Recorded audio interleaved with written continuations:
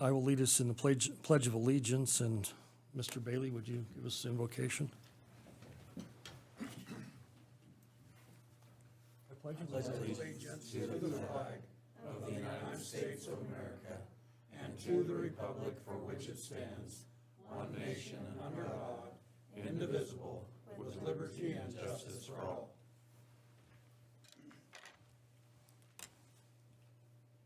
Our dearest Heavenly Father, thank you for the many blessings that we enjoy living here in the city of Riverton. Please bless us all in the service that we perform for the city. Help us to make the best decisions for the city, its residents, its employees, and all of the people within. Please bless all of the people that serve every day, whether it be the police, armed services, emergency responders, and so forth, that they will be kept safe as they go about protecting us. We ask you to please be with us tonight as we make these decisions for the city, and we ask this in the name of Jesus Christ. Amen. Amen.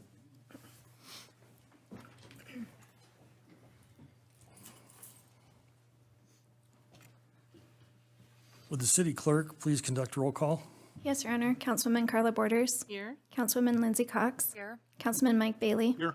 Councilman Kyle Larson. Here. Councilwoman Christy Salisbury. Here. Mayor Richard Gard. Here.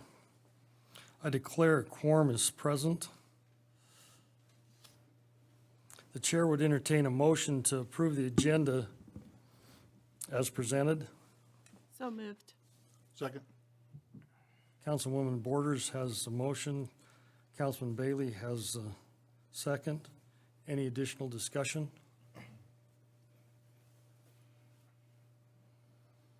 All in favor, say aye. Aye. Any opposed, say nay. Motion passed.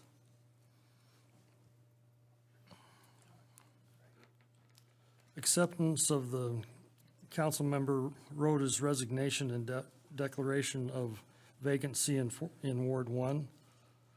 The chair would entertain a motion to accept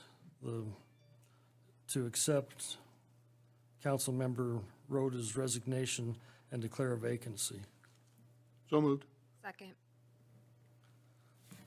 Councilman Bailey has a motion, and Carla, was that, or Lindsay? Councilwoman Cox has the second.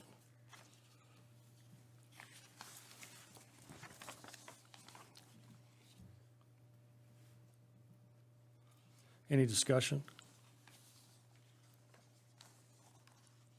All in favor, say aye. Aye. Any opposed, say nay. Motion passes. Communication from the floor, citizens' comments. Anyone in the audience wishing to address the council regarding an item that is not scheduled for a public hearing may be given the opportunity to speak during public hearing. Anyone wishing to address the council on any item may speak now. I would ask those individuals who wish to address the council at this time to approach the podium and identify yourself for the record.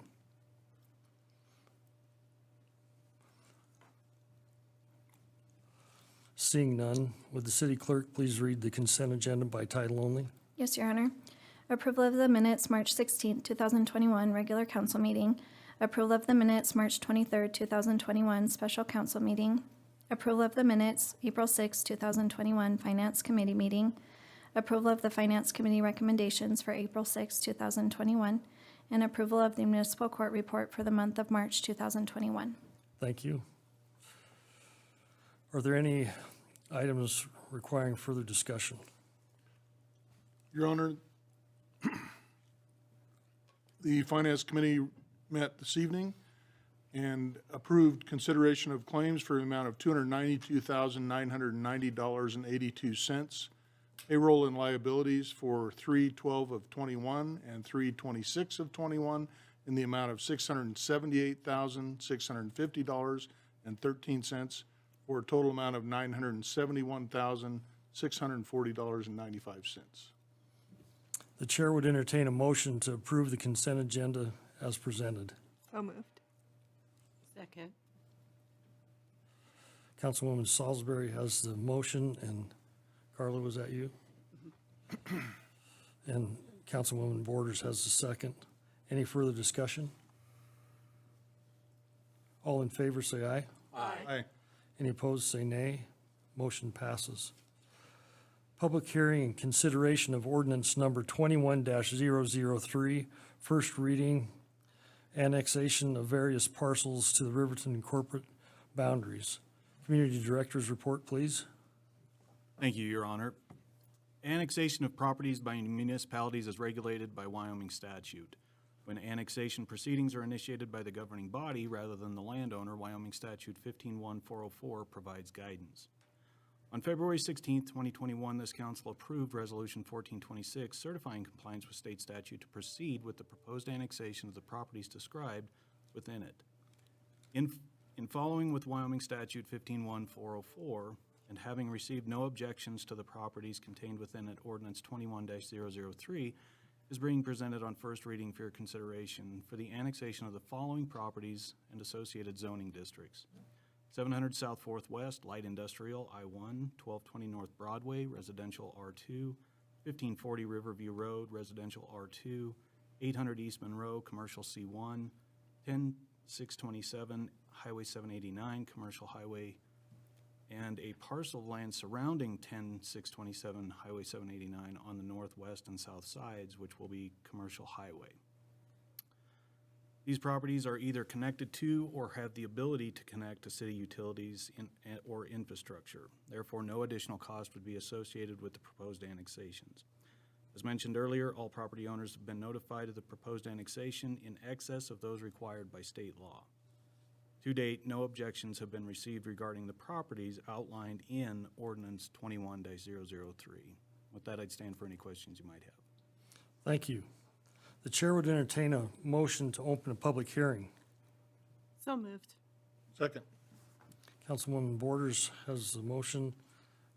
Councilman Bailey has the second. All in favor, say aye. Aye. Any opposed, say nay. Motion passed.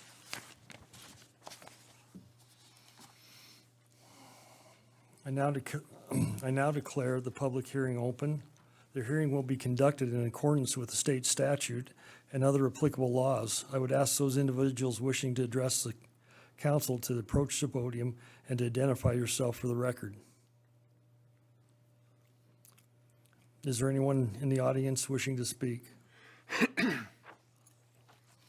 There being no one wanting to speak, the chair would entertain a motion to close the public hearing. So moved. Second. You can go to second, Lindsay? Sure. Okay. Councilman Bailey has the motion. Councilwoman Cox has the second. All in favor, say aye. Aye. Any opposed, say nay. Motion passes. The chair would entertain a motion to adopt ordinance number 21-003 on first reading. So moved. Second. Councilwoman Borders has the motion, and Councilwoman Salisbury has the second. Any discussion?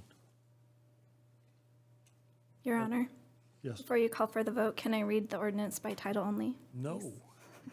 Slow us down. Please, my mistake. Proposed ordinance number 21-003 on first reading, an ordinance annexing and zoning various properties, Fremont County, Wyoming, not previously annexed to the city of Riverton, and repealing all ordinances or parts of ordinances in conflict therewith, and providing for an effective date. Thank you. I appreciate that. Now, does anybody have a question? All in favor, say aye. Aye. Any opposed, say nay. Motion passes. Public hearing and consideration of ordinance number 21-004, first reading, adoption of the 2020 National Electrical Code, the NEC-NFPA 70. Community Development Director's report, please. Thank you, Your Honor. At the March 16th regular council meeting, ordinance 21-002 was presented on first reading. The ordinance as written would have automatically adopted the NFPA 70 National Electric Code. The ordinance failed on first reading. Ordinance 21-004 before you this evening has been modified to specify the adoption of the 2020 National Electric Code specifically, rather than the automatic adoption of subsequent publications. Following the March 16th council meeting, staff contacted the State Fire Marshal's Office to request clarification on the ability of municipalities to modify portions of the NEC post-adoption.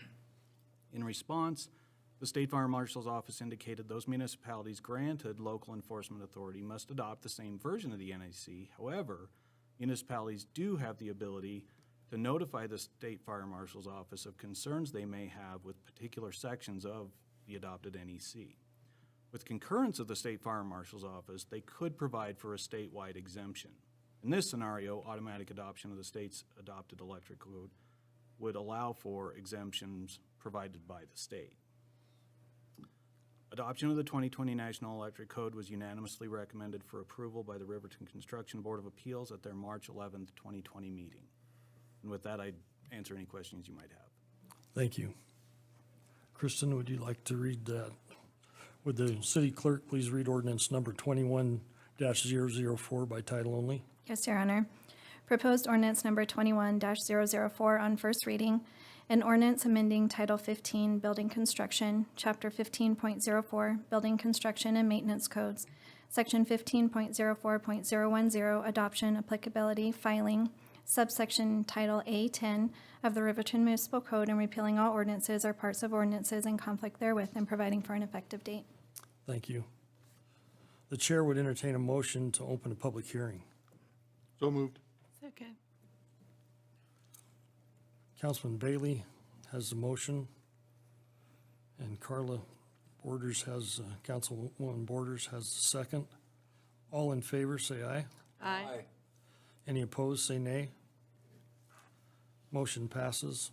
I now declare a public hearing open. The hearing will be conducted in accordance with state statute and other applicable laws. I would ask those individuals wishing to address the council to approach the podium and identify yourself for the record.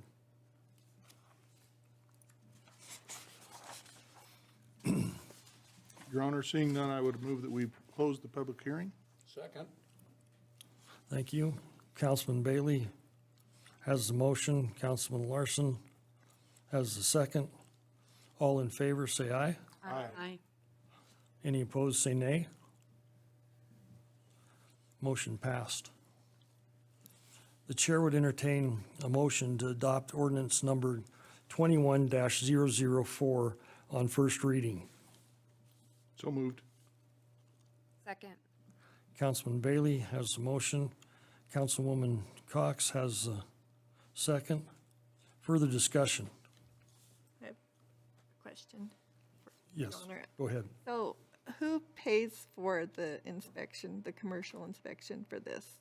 Does the city or does the person, the owner of the business? Your Honor, permitting and inspection fees are included together. When they obtain a permit for construction through the department, that inspection fee would be included in that. So so the fees don't go up for anybody Correct. doing this? It's the same as it is now? Correct. Okay.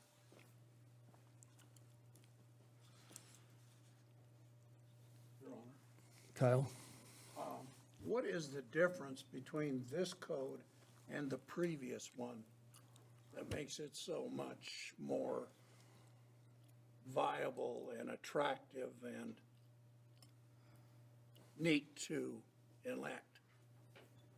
What makes it better than the previous one, which is still in existence? Your Honor, the NEC, along with the building code, is a triennial publication. It comes out every 3 years. I would be remiss to say that it's better or worse, but they do make a lot of changes in an effort to make it more clear for those interpreting the code and those applying the code to their work. So there's an entire book that's about 1.5 inches thick. I have it here if we want to read through it, of all the changes. Most Most were definition changes that makes it easier to read and to interpret the code. The substantive portion of changes was actually for marinas. We're finding nationwide that we have a lot of incidents with death and/or harm, fires due to voltage bleed in marinas. The last time I checked, we do not have a marina in Riverton, so that's good. Two of the major changes that would likely impact construction here would be ground fault interruption for voltage outlets over 150 volts, which would mean your dryer or your oven that are within a certain distance from a water source. Not huge changes, but definitely impactful. The other change would be to exterior appliances such as your air conditioning condenser that uses a higher voltage outlet. For the protection of firefighters, they're also now requiring ground fault interruption on those outlets as well. That's a really broad overview of a very large book of changes. So the major changes was the marina, That was a significant portion, yes. and essentially, speaking along that line, anything that's outdoors that could come in contact with moisture and it had to be higher voltage, that would be covered then. Your Honor, that's correct. Thank you. Thank you. I had the opportunity to call and speak with the Wyoming State Fire Marshal for about a little over an hour. Awfully nice fellow. And he explained his side of that, and I explained my problems. And I think where the rub comes, and I think Christie's, Councilwoman Salisbury's comment comes in, is that if we accept this tonight, which we probably will, we need to then put an ordinance out for 3 readings. And in that ordinance, we'll have to set up a situation on how to obtain journeyman or master electricians that would be willing to make those electrical inspections for the city of Riverton.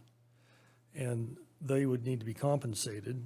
And so I think that compensation that she was talking about, Eric, would I be right to say that that would probably be put in the building permit at that point? Your Honor, that's correct. We're still investigating alternatives for that, but yes, that would be likely a pass-through cost. And so, actually, the state is not going to inspect and does not require a state inspection for a residential structure. They do offer that, and it is offered at I believe, $100 cost. And the homeowner can ask for that and have that inspection done when the state inspector is in the area, and give himself peace of mind that his electrical system is up to what the state would like it to be. What we would do is go out and contract labor for journeyman or master electrician, and they would do the inspections that the city needed done. And so, Tony, I am correct that we would have to put an ordinance out for that, a 3-reading ordinance. Yes, Your Honor. If we were to go down that path as part of the options, that we would have to modify code, and therefore 3 readings on an ordinance would be appropriate. Okay. So everybody knows that's where that headed. That'll be the next thing that we see, and that would make us, that gives us the ability to continue to have local inspections done in the city of Riverton by those inspectors. Okay. Any other discussion? That's lots shorter than the hour I got. All in favor, say aye. Aye. Any opposed, say nay. Nay.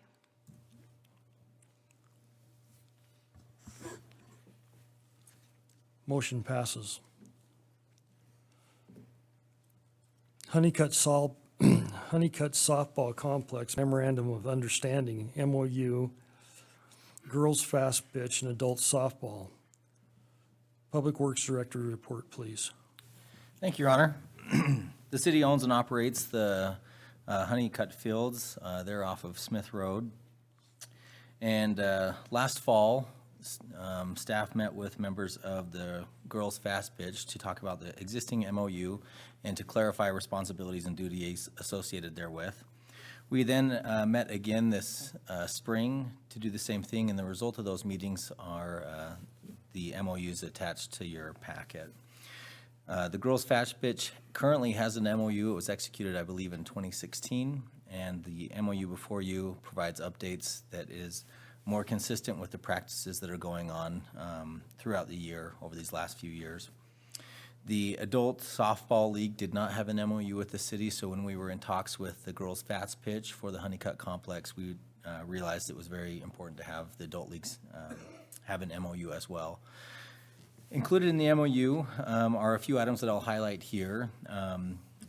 Both the Girls Fast Pitch and the Adult League will organize their teams. They'll have their own registration. They'll provide the equipment necessary for their games, assign umpires and coaches, etc. They'll police trash on the property. They'll also prepare the playing fields to specifications of their associated leagues, which include, but is not limited to, dragging the field, chalking, watering, and setting bases. In addition to that, each league will procure insurance for their operation and the leagues that they run. They will also coordinate together. One of the things about sharing the HONEYCUTT complex is that they need to work together to figure out which days will be girls fast pitch on the 2 fields that are available now and which will be for the adult league. If there are events that are in conflict that can't be resolved between the entities, then the city would have the final say on which group had the fields on any specific night. In the adult MOU, it does reference the city's policy and ordinance on restricting the consumption of alcohol on the property, and that they would need to get an open container permit from the council if they were going to entertain that. Furthermore, each league will coordinate the use of the concession area and ensure that it is de-winterized and winterized appropriately. The city agrees to maintain the parking lot in the area, maintain the irrigation systems, which include repairing broken sprinkler lines and ensuring that the sprinklers run appropriately in the outfields of those fields, mow the outfield and trim the fields, empty garbage receptacles, fertilize the turf, and then at a maximum of 2 times a year, drag the field and remove excess rocks, and then clean bathrooms each weekday. We also have in the MOU, and it's not listed in your staff report, but you'll see in the MOU that a maximum of 2 times a year, the city will also maintain the common space in between the fields, which is to include any leveling that should be required, and more importantly, weed maintenance. There is also a clause that states that the city's obligation under the MOU is subject to the city having personnel, funds, and other resources in order to meet those obligations. There's no budget impact in approving these MOUs. We have met with, again, a representative from Girls Fast Pitch and the Adult League, and they are in agreement with the condition of these MOUs at this time, and we recommend that you approve them both in separate motions.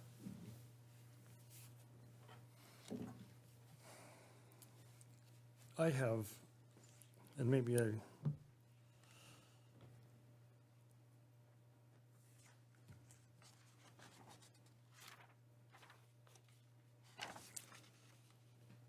Megan, am I correct? I just have it in one, I have the adults. I do have it in 2 separate motions, don't I? Thank you. Okay, is there,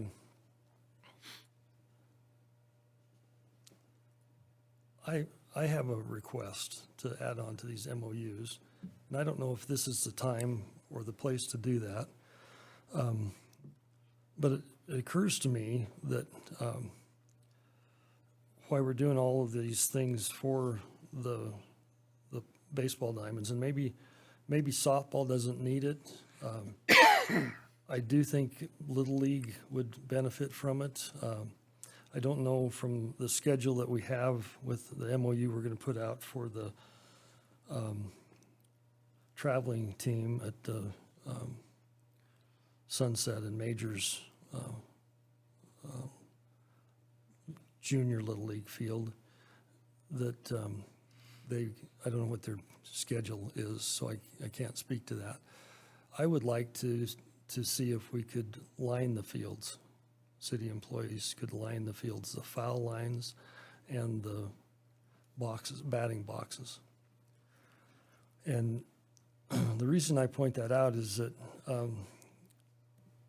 I've been somewhat involved with those things over the years, and when an adult coach is behind the 8 ball, like coming into council meeting 2 minutes late, the lines get kind of wandery. And I was wanting to have some discussion on the table.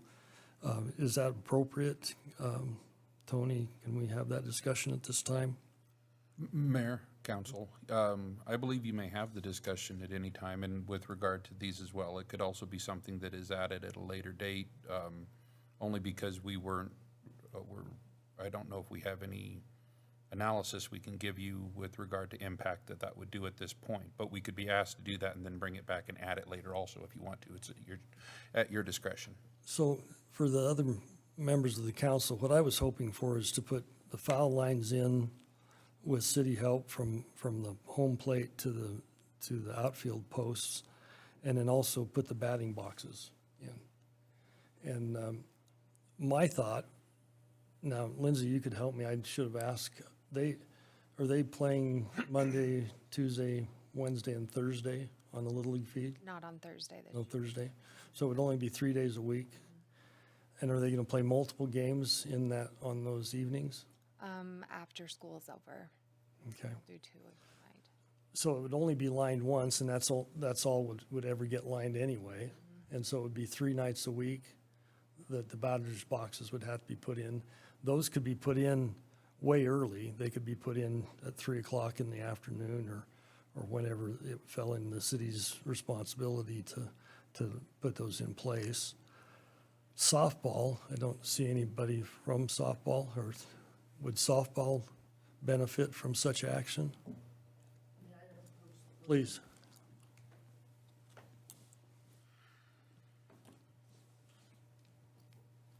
Your Honor, my name is Zachary Vogel. I'm a representative, the Secretary of the Board for the Riverton Girls Fast Pitch Softball. So the reason we came forward with this memorandum of understanding, we currently have 2 fields that are available for use. One of our fields is only partially available due to the ground being unlevel. Our main goal is not so much having lines set forth on the fields, but to maintain our fields so our girls can actually use them in the future. We have major weed problems out there, goat heads everywhere. We were looking at weed busters to privately do that, and we do not have a budget for it. And in our previous MOU, weed control was one of the things involved. And that's what was the main concern of coming forth, is requesting the city to maintain the property so that we could actually use it. The lines on the field, that's to us a moot idea. We've been doing that ourselves for years. We have the budget for it. Our main concern is being able to have playable fields. The southeast field is completely unusable at this point. And the northeast field the outfield's completely unusable. So we can only use the infield of it. That is the main concern for us right now, is to have the city assist us in maintaining the fields and the the walkways in between, because we've kind of been left to the dust for a few years with weed control and maintenance and fencing and watering and so on and so forth. So having lines to us would be nice, but it's not the main goal that we want with this memorandum. Any questions? Sure. So the east fields you're not using, is that correct? Yes, the Both east the north fields- and the south? Yes, they have been unusable for quite some time. The southeast field is completely destroyed, grown to weeds, and we can only use the northern side for practice for our like 3 to 5 year olds. So we had a short discussion about this. Kyle, jump in and fix me whenever I get off trail. That is not, those fields are not on the cap of the landfill.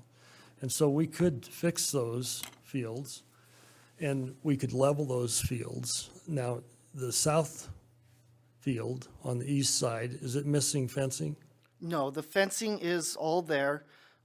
We've had previously, since this, we've had an idea of what to do with that. I don't know if Missy has come to you yet about possibly a dog park in that area, because I know the city was looking to find land for a dog park. The leveling of the northeast field, if we can get a certain level of it, we as a committee, as a board are looking to purchase our own clay to rebuild our fields with the assistance of the city's equipment and so on and so forth. We've pretty much deemed the southeast field completely gone, and we would like assistance with the city for the northeast field so our tots could at least use the field. So not the outfield, because they're young and they don't throw 50 yards and 500 yards, but so on. But main two fields we'd love assistance with, and the breezeway in between. So you would be okay with letting the southeast side go to the dog park, is that correct? We are in discussion of that as a board, so that is an option on the table to create like a public park picnic area / dog park in that area. And Kyle, isn't that what we were hoping to do, is maybe put the dog park down there? We have 2 locations for that. Have you determined which one you want to use? Yes, Your Honor. I believe the location at the softball fields is ideal for the dog park. Missy Metzler, who's the president of Girls Fast Pitch, is been in communication with the board. I met with her today, and she's in favor of it going there. They also have some ideas about potentially using that space, particularly the infield, for the top program. And then she mentioned that if it is possible to revamp the northern field, the northeast field, they could use that for their 8 to 10 youth program. So we were able to brainstorm a little bit about revamping the northeast field and then utilizing the southeast field outfield for the dog park, a portion of it for picnics and Boweries, and then the infield current portion would be for their top program, where they would do like a T-ball type of a program. So we've had discussions. I would say that nothing is finalized yet, but we're in the discussion point, and we look forward to continuing to work with this group.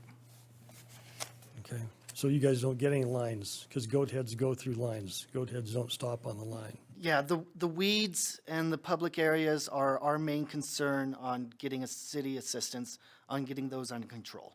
Okay, if you work through Kyle, we'll see what we can do to help you with those items when they come back to us, okay? Okay, any other questions? I think that's good. Okay, thank you, sir. Thank you for your comments. Your Honor, Yes. as far as the Little League goes, going over the MOU before tonight, we actually took that off of the original because it wasn't being done, and we're hoping to find another way to get that taken care of. And so I wouldn't say that we needed to do that right now. With shortage of staff, we understand that they are necessary in other places right now, so. Okay. My experience in the past, and I've mentioned this to staff, and I know that staff is not up on that, but I really do think it would make our fields a lot more presentable and use a lot less resources. And so I would like to, even if we just would maybe target one field, maybe the majors down at Little League, or maybe the junior league, it really would help to make those look more professional if we would do that. And I don't think it really takes that much more time. I think it just needs a string, and the equipment's the same. And so the boxes need to be chalked in. If you'd take a look at that and come back to us and give us what you think the negative cost is and the negatives to it. It appears Lindsay is much better at Little League than I am at the moment. I'm old and past, they won't even hardly let me down on Little League fields anymore. But I do think that we would be wise to look at that. Carla? I'm just wondering who is in charge of dragging the fields before the games? Would that be something the city would also be involved in?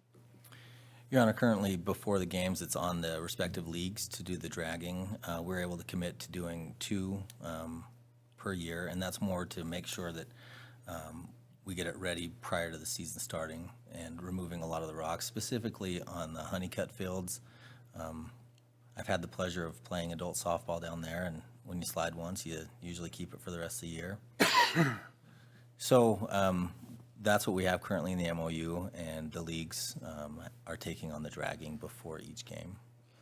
So would you take a look at that and see if that would, what that would do for us if we could do that? In my younger life, when I would travel to out-of-town games, it was always impressive to me that the fields were groomed and presented in kind of a showy, good-looking way. It made baseball a lot more fun, and I don't think it would cost us a lot of money to do it.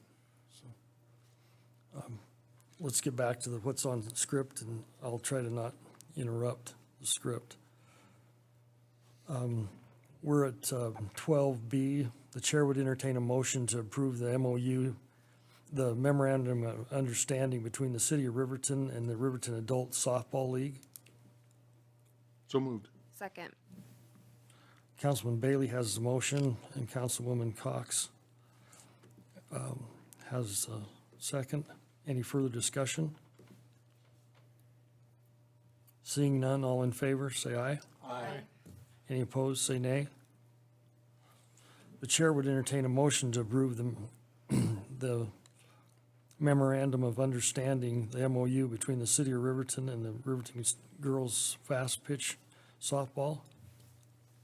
So moved. Second. And Councilman Bailey has the motion, and Councilman Larson has the second. Further discussion? All in favor, say aye. aye. Any opposed, say nay. Motion passes. Sunset Baseball Complex Memorandum of Understanding, MOU, Little League Juniors and Youth Traveling Baseball. Public Works Director's report, please. Thank you, Your Honor. This area of town is really referred to as the Babe Ruth Field, and it is located at the area you just referenced. In 2019, Riverton Little League approached the city and informed us that Babe Ruth would no longer be held at that field, and that the Little League had interest in running a league called Little League Juniors. At that time, we entered into an MOU with them. That was April 2nd, 2019. So they could operate the Little League Juniors field or program on the Babe Ruth field. Since that time, the Trash Panda Travel Baseball Organization has expressed interest in also utilizing that facility. Staff encourages the use of the facility and also youth baseball. However, in order to better coordinate between Little League Juniors and their use of the field moving forward, and then also the Travel Baseball League, we decided it would be best to enter into an MOU with the Travel Baseball League and then update the MOU with Riverton Little League for the Little League Juniors program. I'll be a little bit more brief in this because these MOUs are meant to mirror each other and be fair across the board to the other leagues. But this does also include an opportunity for the Travel League and Little League Juniors to coordinate together. They will submit their schedules to the city for review, and if there is any conflict, again, each league will have the opportunity to coordinate and work around that. If the conflict can't be resolved on a specific date, then the city would have the responsibility to determine who had right of access.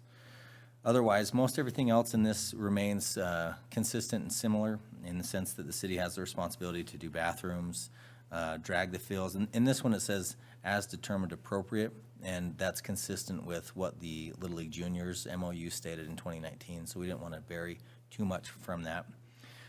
It includes mowing both the infield and outfield grass at 2 to 3 inches, and a few other items, but most of all, they're very similar to the other MOUs that you've considered this evening. With that, we recommend, again, in separate motions, that the city council approve an MOU with Trash Panda Travel Baseball Organization, and then an MOU which basically updates the current MOU with the Little League Association to run the Little League Juniors program. Thank you. Thank you. The chair would entertain a motion to approve the memorandum of understanding between the city of Riverton and Trash Panda's Traveling Baseball Organization. So moved. Second. Councilman Bailey has a motion, and Councilwoman Borders has a second. Any further discussion? Your Honor, I just have a question about the restrooms. I noticed in the other MOU it referenced cleaning those Monday through Friday. So I'm just wondering about tournaments on the weekend, if the city will be maintaining those or if that's up to the league to do. Your Honor, Councilwoman, that would just need to be coordinated in advance. The city does try and help with those tournaments, and so if we give it enough notice, we can get someone scheduled for that overtime work to do that. Thank you. Your Honor, I have one question too. So if there's a dispute, when you say the city determined, does that mean the council will decide, or the city administrator, or you, or who? I mean, what's the definite, are we gonna have people coming in here with conflicts every time there's a dispute, or who exactly is deciding that? Your Honor, Councilwoman, my thought in that was city staff would handle that. Your Honor, Yes.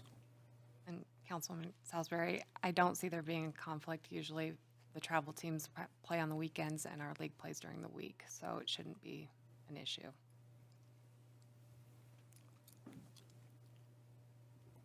Once again, my knowledge outruns my wisdom. What Riverton baseball has lacked for years is a practice field. It's hard to teach baseball how to throw from first to second without 90 feet of space and 2 bags.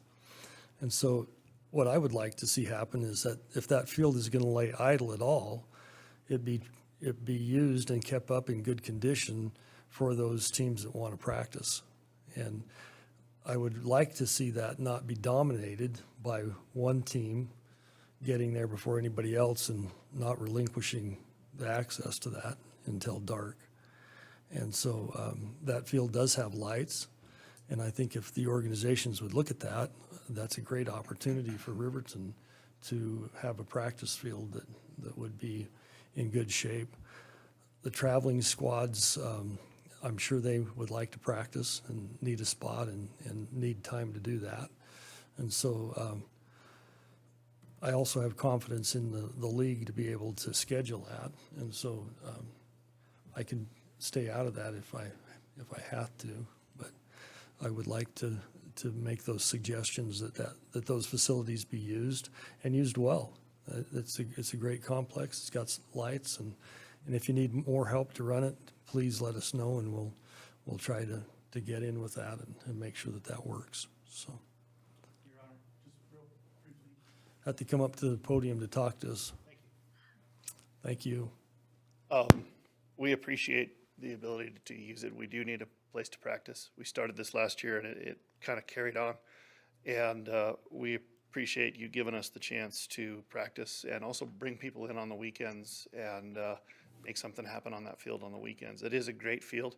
It's one of the has the most clay. It needs some help, but we've been working with it. I've spoken with Councilwoman Cox as she represents Little League, and we see that eye to eye, I think, on many of the issues. I don't foresee there being a problem. She's expressed an interest that perhaps Legion C, they have 3 teams this year, and maybe the younger version of that could also use the field. I've expressed that that would be great and reached out to the coach as I know it now and have not received a response. But we are more than willing to share it with Little League or with Legion C. It's a great field, and we just like to see it played on. I agree. Thank you. Kyle, anything that we can do to help with that, you would let us know, right? Yep, Your Honor, we'd be happy to bring another MOU and have another league on there if Legion would like to. And a lot of credit to both leagues for what they do on those fields. They put a lot of work in, and I don't think we have any issue as far as them working together.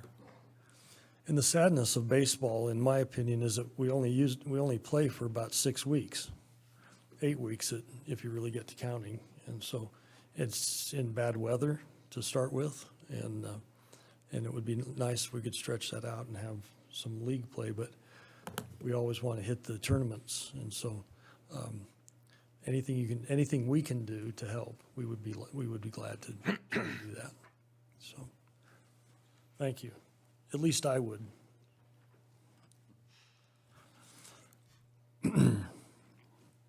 So we are at 13B, and we have motion in place and discussion. All in favor, say aye. Aye. Any opposed, say nay. Motion passes. The chair would entertain a motion to approve the amend. The chair would entertain a motion to approve the addendum to the MOU between the City of Riverton and Little League. So moved. Second. Councilwoman Salisbury has the motion, and Carla, was that you? Yes, sir. Councilwoman Borders has a second. Any further discussion? All in favor, say aye. Aye. Any opposed, say no. Motion passes. The SABAN Baseball Complex Memorandum of Understanding, MOU, Little League, Public Works Director's report, please. Thank you, Your Honor. This is our last recreation MOU tonight, and this covers baseball, Little League baseball on the Sabin Complex just off Smith Road. The existing MOU between the city and Little League is about 11 years old. It was done in 2009. A lot of changes have happened since that time, and some of which pertain to the city's resources. As referenced in your staff report, at the time of the execution of the MOU, we had 7 full-time parks employees and several seasonals. Those full-time employees have now been cut to 5, and we've also reduced our seasonals. With those cuts, it's affected the ability that we've had to live up to the obligations in the existing MOU as we've worked to maintain the other recreation programs and the approximately 50 total acres of Riverton parks. So along the same lines of trying to accomplish the goal we had with Girls Fast Pitch, we met with Little League representatives to talk about the existing MOU, what currently is being done, what isn't being done, and what we should do moving forward, especially in light of the changes in resources. The MOU mirrors a lot of what you've already seen tonight, so I won't repeat that. The previous MOU was a lot more involved, especially in the field prep, and through the years, it just became something that the city could not do because of the lack of resources and time. So in working with the league president, Councilwoman Cox, we believe we've come up with an MOU that works for each organization and that is more consistent. I think there's nothing more frustrating for any entity to see that in an MOU, the city's supposed to be doing something and we're not. And so we wanted to make sure that we were a little bit more honest with what we could handle and take on, and that's what this MOU reflects. With that, Your Honor, I appreciate it, and we recommend you, as a council, approve this MOU with Little League. I have a highlighted area on youth ages for that field in that MOU that isn't filled in. Were you wanting to state that? Your Honor, we probably do need to get that fixed, and maybe we can put Councilwoman Cox on the spot to get that filled. So Little League would be ages 4 to 12. Okay, We'll get that in. perfect.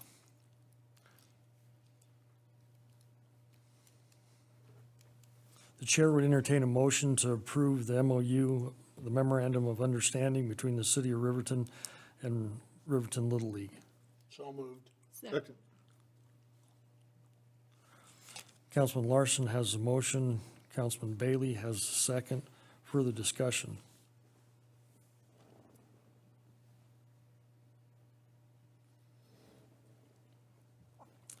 This is a dead horse, but, and I do understand the restraints that the city has to cover the space it needs to cover. But I don't think the city and that's not fair either. I think the city understands we're just at a difficult spot of what we can do and what we can't do. But these fields generate a lot of community support, a lot of economic growth. Gas tanks are filled, grocery stores are, between games, people do their grocery shopping and those types of things. And I think we should look really hard and long at how we can support and maintain and help these organizations do as good a job as we can do. Councilwoman Cox has been kind enough over the years to bring in some baseball tournaments to the city of Riverton. Financial cost of those tournaments, there's in the $70,000-$80,000 for a big baseball tournament. And so I want to be supportive of those things, and I don't want to belabor the fact that the city is difficultly strapped with the place we find ourselves in also. But I would like to have a very good working relationship between not only baseball, softball, and all of the other organizations, which includes soccer and all the others that we deal with. And I think the staff does a good job with that. And if we keep moving forward, I think we'll just get better at what we do. Your Honor, Yes. you Kyle? mentioned that these bring in a lot of visitors. This is a prime example of having something to come to remember by, to bring new people. And so I realize the funds of the city are strapped.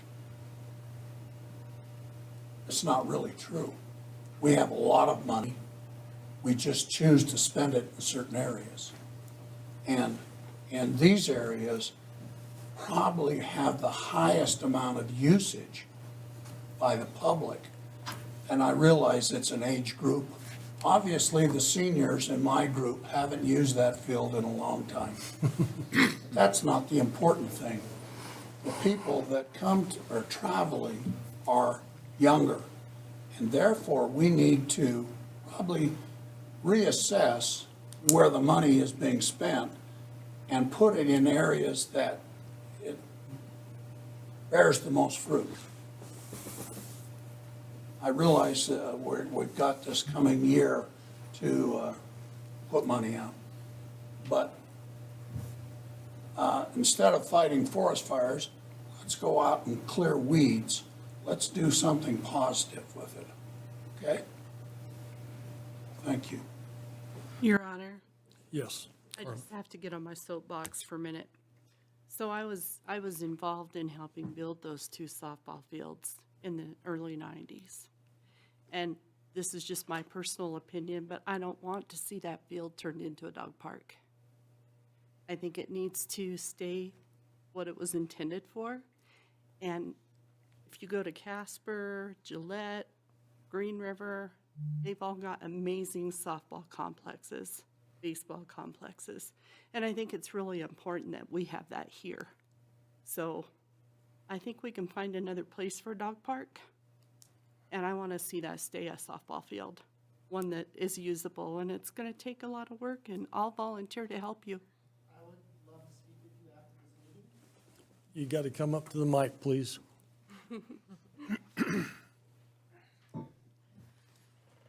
So our TV audience can see you. Oh, all I was going to say is I'd love to speak with Ms. Borders. After the meeting, I know there's the new 0.5% tax for beautification and economic development, and I would love to apply for a grant with that to be able to use some of that money to create a great softball, baseball field complex in that area to bring tournaments and visitors to the Riverton area. But until we get our fields in the softball area up to standards, I'd feel embarrassed to bring people from out of town down to those fields. I know I have spent the last summer, I have completely gutted personally myself with my own money, personally gutted the concession stands and rebuilt it from scratch, just so future generations can use it. So I'd love to be able to apply with a grant, and I would love to speak with you afterwards. Great, thank you. Thank you. Thank you. We appreciate it. And we do appreciate your efforts there. I too think it's, you know, it doesn't resemble a softball field, but the asset is there. And we would be wise to see if we can't maintain that instead of a dog park. If a dog park is ultimately what people want, I don't. We have a dog park down there by the river. Well, we do have space for that. And we just have to retarget the funds, and we need to have a good discussion with that. Kyle does his very best with that and is left to make a lot of decisions. Rotary was helping with that. We do have a family that is wanting to work on that park, the dog park, to in memory of a loved one, and so we have some further discussion there, and so we would be wise to, you know, when I drive by that complex, and I will probably age myself, but I was there when we built the quad, and when you go to Evanston, and I'm never embarrassed to Riverton. I got to say that right out loud. I'm never embarrassed to Riverton. We get a lot done for what we do. But other communities being on I-80 and the UP going through town makes a lot of difference in your pocketbook is what really drives that. But and Laramie and all of those facilities that are located, Rollins on the UP, they have a lot of dollars to spend, and they do a good job. And yet, what I would like to do is try to bring ours up to presentability and make them very useful.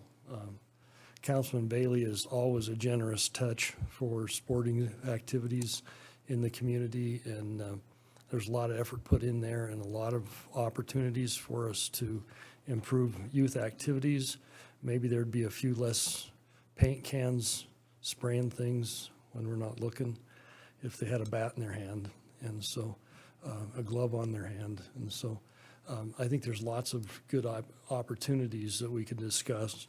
These MOUs are very useful to the city and very useful to the people that are using the facilities, so we know where it starts and stops. But I think as we have our discussions about youth activities in the city, we really ought to see what we can do to help target those.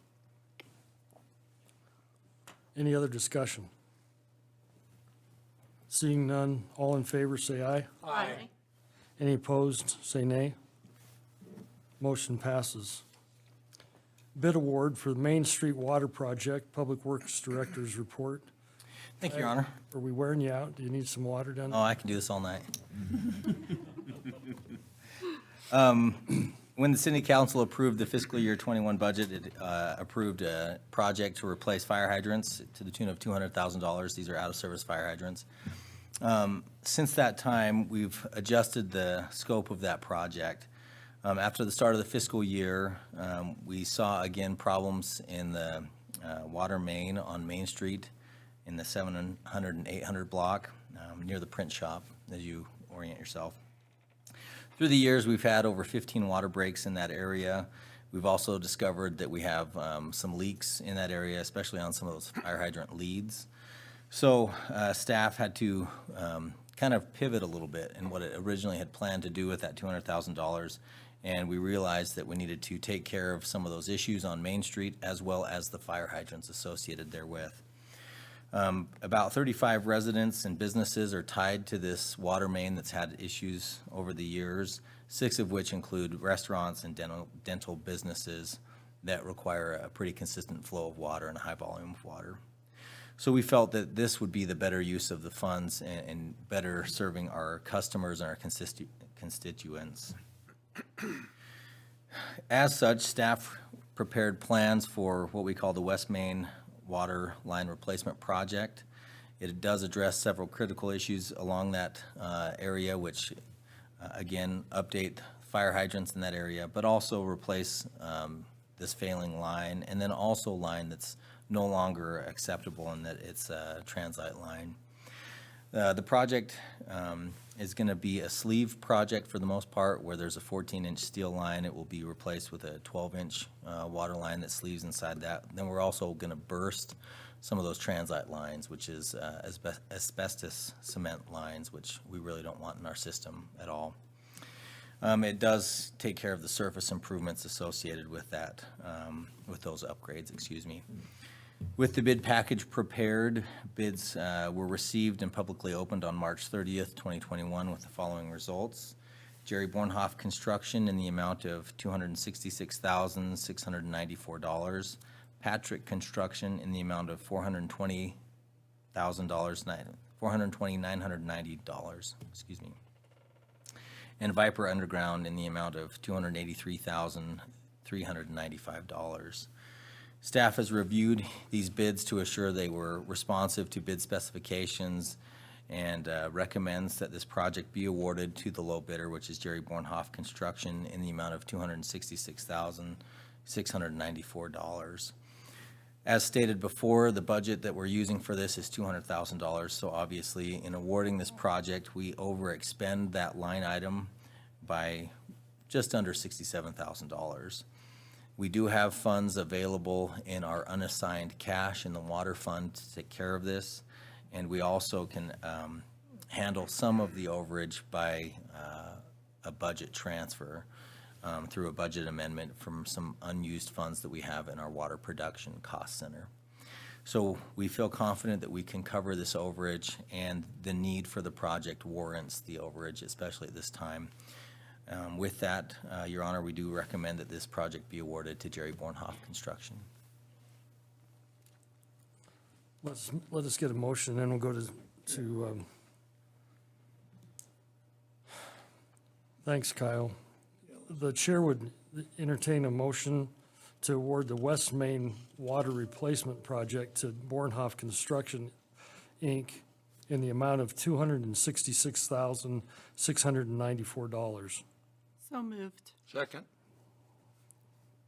Councilwoman Borders has the motion. Councilman Larson has the second. Now let's discuss it. Kyle?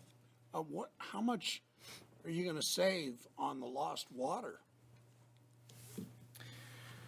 Your Honor, Councilman, we don't have an estimate on that because we can't calculate how much we're losing. We just know there's a leak there. We did a leak detection survey at that specific location and saw the leak, but we can't quantify how much at this point. But if we shut that water off and we don't have to replace the sub in there, we don't have leaky somewhere else into somebody's basement. So 60, it's a slam dunk. It's just, city needs to improve the infrastructure. Your Honor, Councilman, I would agree with that, especially when we've dealt with emergency response. We're spending money every time we have to fix one of these breaks, and then we band it, and we band it, and we band it. But then we're also damaging the state of Wyoming infrastructure along West Main, so we have to invest in that repair. So I think taking care of this and handling it now rather than waiting for it to be a problem again would be a good thing. Thank you, sir. So maybe the state would have $66,000 to help. No?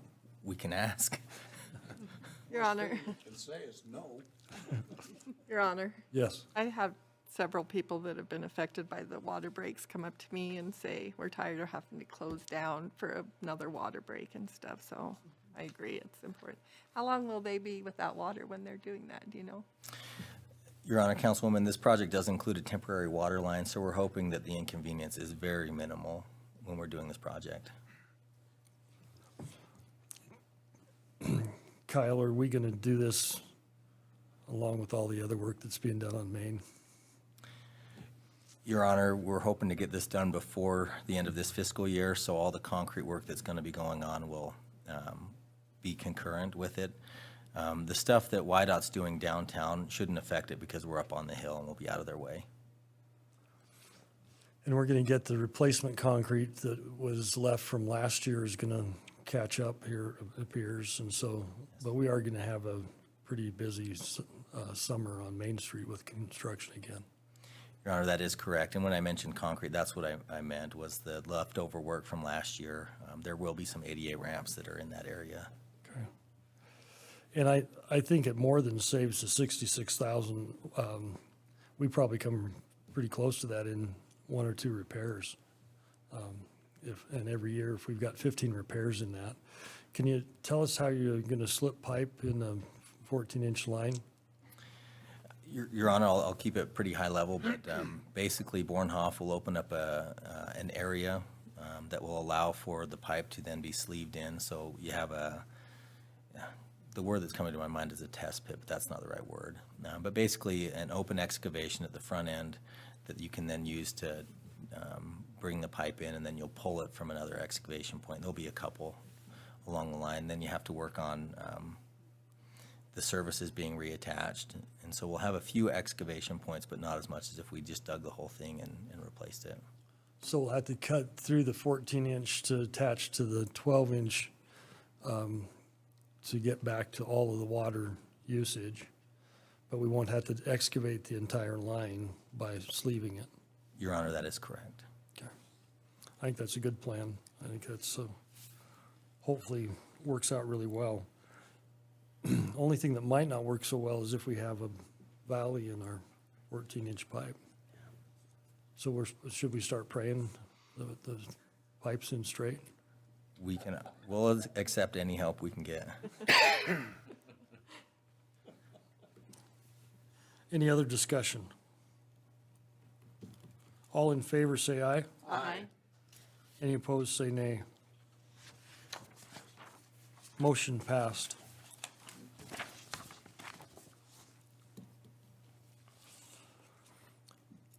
Bid award for wastewater plant aerator drive replacement. Public Works Director's report, please. Thank you, Your Honor. I would say this is my last report, but it's not.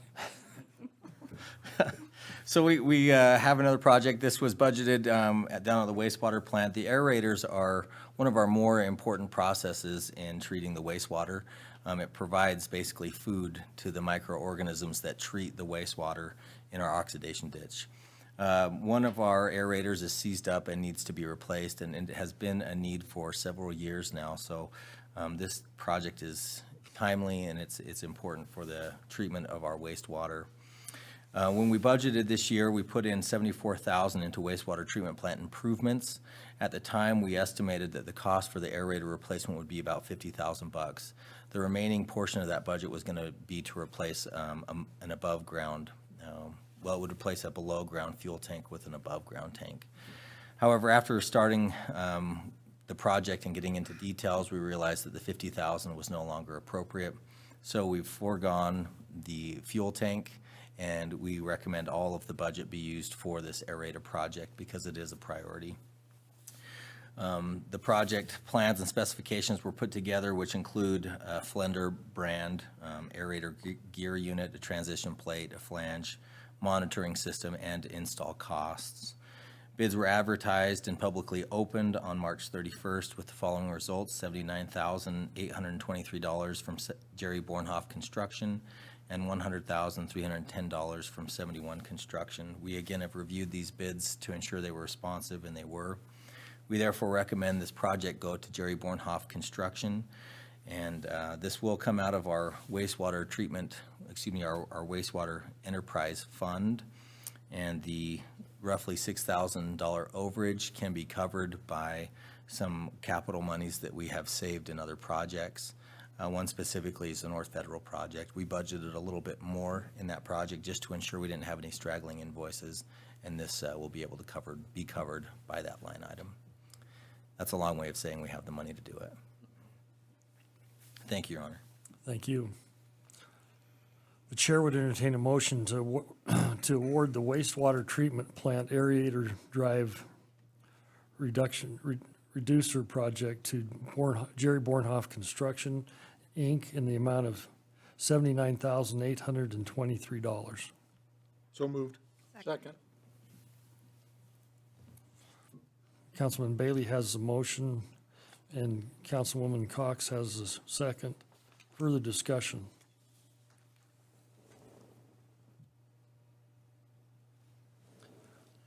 Kyle, are we confident that Bornhoff has time to do both jobs? Your Honor, we're going to work with him on that and make sure that he can. Are they going to overlap?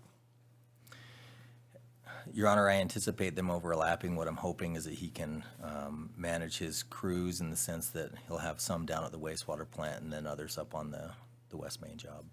Okay. Any other questions? All in favor, all in favor say aye. Aye. Any opposed say nay. Motion passes. Airport Grant Agreement, Coronavirus Response and Relief Supplement Act, Public Work Director's report, please. Thank you, Your Honor. This is my last report. I was going to say, I thought your last one was your last one. This is a good one. From the second round of stimulus funds, which I'm going to just call Carissa, so we don't go through the whole name, we are going to receive funds at the airport to assist with operations, personnel, cleaning, sanitizing, and janitorial services, and any other costs to combat the spread of pathogens at the airport. These are funds that we did not have to apply for. They are funds that were allocated by U.S. Congress. The allocation of these funds come from a $2 billion pot from that Carissa allocation, and the FAA has the responsibility of allocating them. It allocates them through a grant program that they established, and basically they establish it off of, they distribute the funds based off of airport classification, whether you're a primary or non-primary. Currently, we're a non-primary airport because we did not have 10,000 employments last year. For that reason, we fall within the pot of money that's about $45 million of the $2 billion that was allocated, and then from that, we're going to receive $23,000. Again, these monies can go towards operations or any costs that could relate to preventing the spread of disease or germs. So we recommend we accept this money that was given to us and put it to good use. Thanks, Your Honor. Thank you. The chair would entertain a motion to accept the Coronavirus Response and Relief Supplemental Appropriation Act grant in the amount of $23,000. So moved. Second. Councilman Bailey has the motion and Councilwoman Borders has the second. Further discussion? All in favor say aye. Aye. Any opposed say nay. Joint Powers Agreement, Wyoming Association of Risk Management. City Clerk's report, please. Thank you, Your Honor. The City of Riverton is a current member of the Wyoming Association of Risk Management, or WARM for short. There are property insurance providers. We've been a participating entity since 1996. Recently, the City of Riverton was notified from the WARM Board that they met and approved changes to the Joint Powers Agreement. The changes are clarification items. They clarify the withdrawal notice and outline the fees associated with such notice. The current notice to withdraw from the Wyoming Association, the property insurance pool, is 12 months. And if the participating member does not give 12 months notice, and there is a fee associated with lack of compliance. The board considered the impact of the lack of notice over the overall pool and what the effects that it would have on the renewal fees, and decided that that was an appropriate action.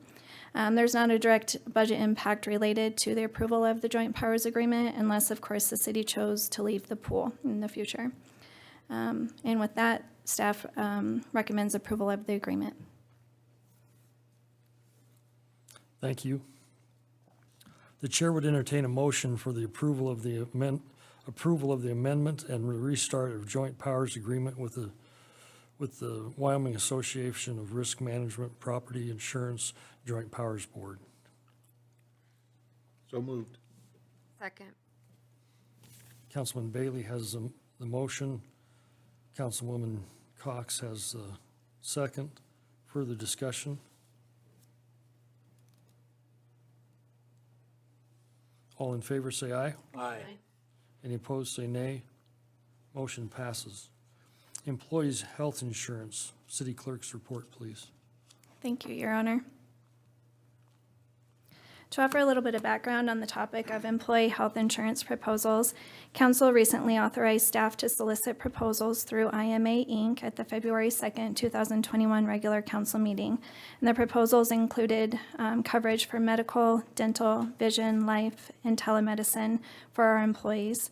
During that same time period, the IMA was seeking proposals on our behalf. Our current insurance provider, which is WebT, also submitted their current annual renewal application for our consideration. The City of Riverton currently participates in these coverages with Wyoming Educator Benefit Trust, or WebT for short, and the city has participated with WebT for the past 14 years. Over the past 14 years, the average rate increases per year is 7.3%. Over the past 10 years with the trust, the city has had an average rate increase of 4.75% per year. And over the past 5 years, the city has had an average rate increase of 2.2% per year. So as you can see, our rate trend has gone down over the years. Currently, the upward medical trend in Wyoming is 6%. This year, the WebT board agreed to buy down 2% of the rate increases for all participants, which landed the city at a 0% rate increase for 2021. As reported previously, on several occasions, staff is not unhappy with the trust or the services that are offered through them.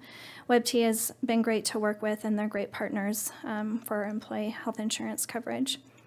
The renewal information is included in the packet, and if you have any questions, we can go over that here in a little bit. As previously stated, IMA sought proposals on our behalf for comparable coverages and received 3 proposals. Of those proposals, the first one was 50% higher than what we're currently paying, so that one, of course, is not being considered. Another did not submit a proposal, but rather they offered to complete an on-site medical questionnaires for all of our employees before they committed to a cost. And the third submitted a proposal and is estimated to cost around 9% less than our current plan cost for the first year. That's what they could guarantee. And the 9% is estimated to be $165,000 in savings for the first year. The city would receive $140,000. The employees would benefit $25,000. Plus, there is a one-time signing credit of $35,000 that is in addition to the $165,000.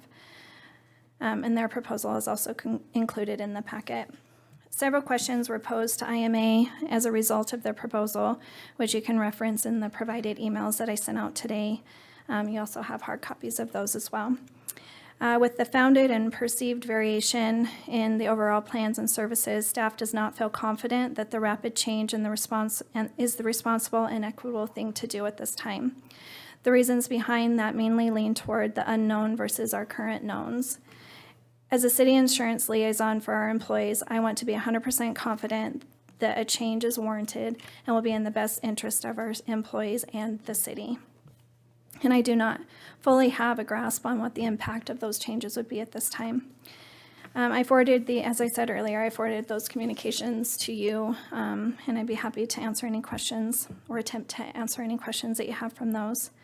To elaborate, some of the biggest variations in questions, one of the biggest one is the stop loss that we have with our current plan versus a pooling point with, which was what was presented in the proposal. The stop loss with WebT is built in at $100,000, so that means that every claim that we have that equals more than $100,000, they take any dollar amount over $100,000 out of our paid loss ratio when they're establishing our rates for the next year. The pooling point, I'm not familiar with that process, so I can't speak to that. The other big item is the paid loss ratio differences. The current paid loss ratio that we have right now with WebT is a smaller ratio than it would be with the proposal. For instance, if we had a paid loss ratio of 70%, which is a really good year, our increase with WebT could be 4%, where with the proposal, it could be 6%. And if you look at the two proposals side by side, as the paid loss ratio increases, also does the renewal rate as well. With WebT, the renewal rate over 110% tops out at 14% increase, where the other one is unknown. So it gets up to 20% in unknown after that. There are also differences in the children's dental coverage. Currently through WebT, the coverage for children's dental is unlimited, and the proposal could not match that. WebT already has an online system that is included with their services, and that's something that if we went with the proposal, we would likely have to purchase in addition to what they're offering. And we also have to keep the future in mind. If the city leaves the WebT pool, we have to stay out for 2 years before they would consider us back again. So while my staff and I are not afraid of a challenge, I would request council's consideration to continue with WebT for fiscal year 21-22, as there is not a rate increase at this time, and our employees would continue to receive the coverage and services they are currently accustomed to. This would also allow staff to further analyze the data, formulate appropriate questions, continue an open dialogue with all parties, and poll our employees so that we make the best decision for both our employees and the city. Right now, it is my opinion that continuing with WebT would be the best decision for both the city and the employees, as well for the future coverage stability. With that, Your Honor, I'll turn the floor back to you. Thank you. Thank you. That's a good explanation. I appreciate your effort. The chair would entertain a motion to approve the continuing participation in the WebT health insurance pool. So moved. Second. I have a motion by Councilman Larson and a second by Councilwoman Borders. Any further discussion? Your Honor? Councilman Bailey. So you're saying the other plan would save us $200,000 in this coming year? Yes, Your Honor. That's But a that's- pretty substantial amount of money. That's the only guaranteed year that we have. I understand. But I guess WebT can't guarantee you that next year our rates aren't going to go up either, I guess, depending on our claim history. Correct? I mean, Correct.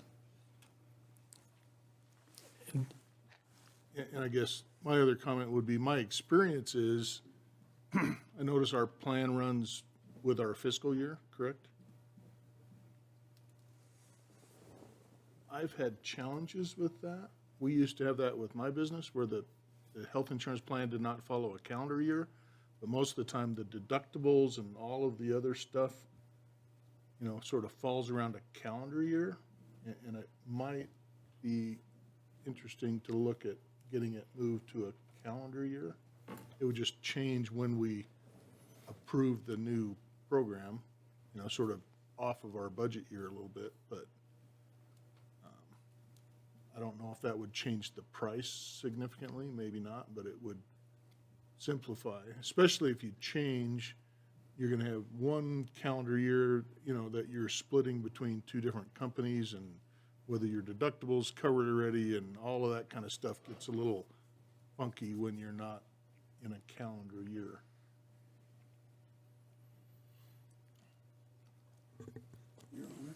Kyle? Do we have a history with this other company? I mean, there's 3 cities that you've talked to, and they've got a past history and everything is smooth. or are they just appeared? They do have a presence in Wyoming, but I don't have a history with them. They have a presence, but I mean, city of Casper's not associated with them. Gillette, some major city that we have, so we don't know then. Your Honor, Yes. that's correct. I don't have that information. So I'll write you a $300,000 check, Mike. Well, I guess from the data that you handed us this evening, they cover the state of Wyoming, so I think they have a reasonable presence in the state. I just want to know who. Your Honor, the college is This- under the Cigna The state, program. the state of Wyoming, The state of Wyoming, so it's Use- all the employees of the state of Wyoming employees of the state. is under Cigna. So I think they're substantial. They're not Joe's Insurance or anything.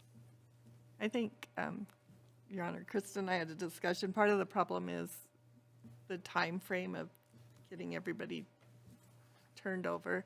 Like I said, my husband's under one and I'm under the other, and there's benefits to both. We've used mine versus his, so I think that the employees would probably be happy either way, but I understand the problems of if they're not quite ready to.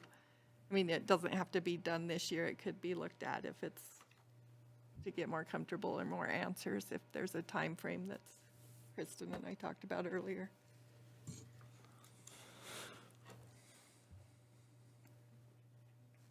So Kristen, are you telling us that it's maybe too fast of a jump from right now? Or you're going to continue to look at this savings and monitor it, and maybe next year we'll take the jump, or we'll at least have further history that if they raised rates or, and what, did I understand your explanation is that the WebT will guarantee us an increase of 4%, and the new company will could increase 6%?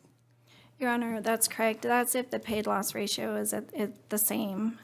So if we're where we're at today with our paid loss ratio, and we have a good year, which is 70% paid loss ratio, the new company would be 6%, where WebT would be 4%. And again, this year they bought down the percentage increase of 2%. And so we were scheduled to get a 2% increase, but the board bought it down and passed those savings along to us as well. Can you give us a cost idea per percentage point that the increase would be? Is that is that too much of a jump? Between 4 and 6? So if we 2% moved- of 1.8 million. I can't do the math in my head. That's why we keep Tony around. That's why I have Excel. We'll have a race. Kyle's on it too, so. Eric, let's go. I don't see your fingers moving. How much? $36,000. 36,000. Times 1.8 million is 56. You got it 56. Times 2%, 2 times 18. 2% of 2.8 million times 2%. 1.8. Oh, 1.8? Sorry. He's probably right. Yep. 36,000. So, over 200. Or 165 if you don't count the 35 bonus they're throwing at you. and that's why we get paid the big money. That's why we're all here. That'll buy a lot of cop cars. Yeah, A lot $200,000. of chalk to put on baseball fields. Yeah. I like that idea. Some new equipment at Sunset, maybe. I guess my only disappointment, I'm the risk taker and I would go get the 200, but I don't want to step on Kristen, and I value her opinion, and her opinion is that we stay where we're at. Are we confident that you're confident with the $200,000 decision? Your Honor, yes, I am. We have 239 people on our health insurance right now. And as smooth as a transition as it could potentially be, as they're guaranteeing or hoping that it could be, I can guarantee you it won't be for everybody. We have people, it's not like it's gonna stop, life is gonna stop for folks. We have people who are expecting babies, we have people who have already met deductibles. While I did get information from WebT that they would give us the accumulator files at no cost, so we could send the deductible that has already been made or paid towards, I guess, the new company would honor that. But there's just it's a huge transition with not a lot of buy-in and input from the people that it'll affect. Have you had the were you able to poll the employees? Did the employees want to move?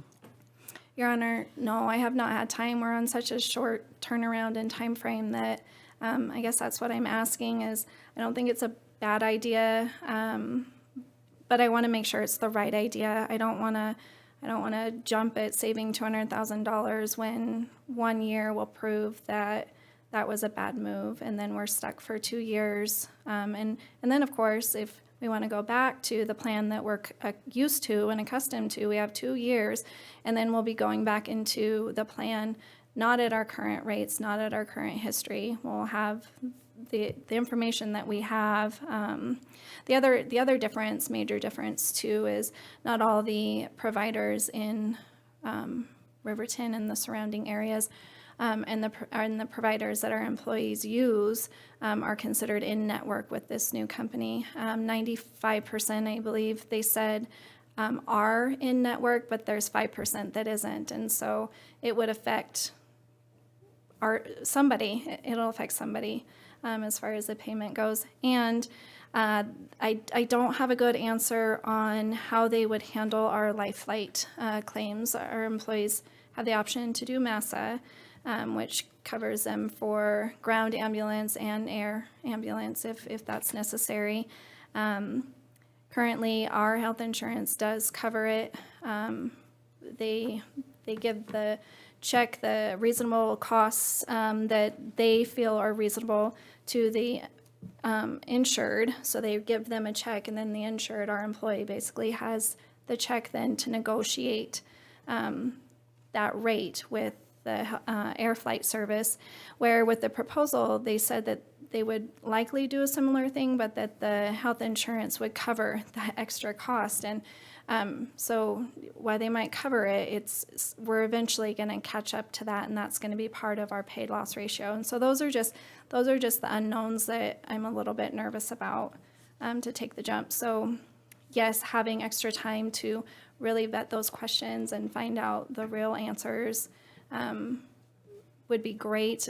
I mean, I don't want this conversation to stop here because I think that we need to offer what's best for our employees and also save the city money where we can, but I don't want to, I just don't want to do that quickly at the risk of our employees not receiving the coverage and benefits that they're accustomed to. Your Honor, Councilman Bailey. it will never be easy, and it will never come at a time when you've got plenty of time, because they do that on purpose, because they keep you at a point where you have to make a decision quickly, which is what makes you stay with them. And I've had the same experience many times, is you fight and fight and fight to get a quote early enough that you can make a nice, slow, easy, comfortable transition, and it always happens that they go, oh, you've got to do it in the next 30 days. And so no matter when you choose to change, it will be that kind of a situation. And I totally understand your trepidation with changing, because it is a pain in the neck.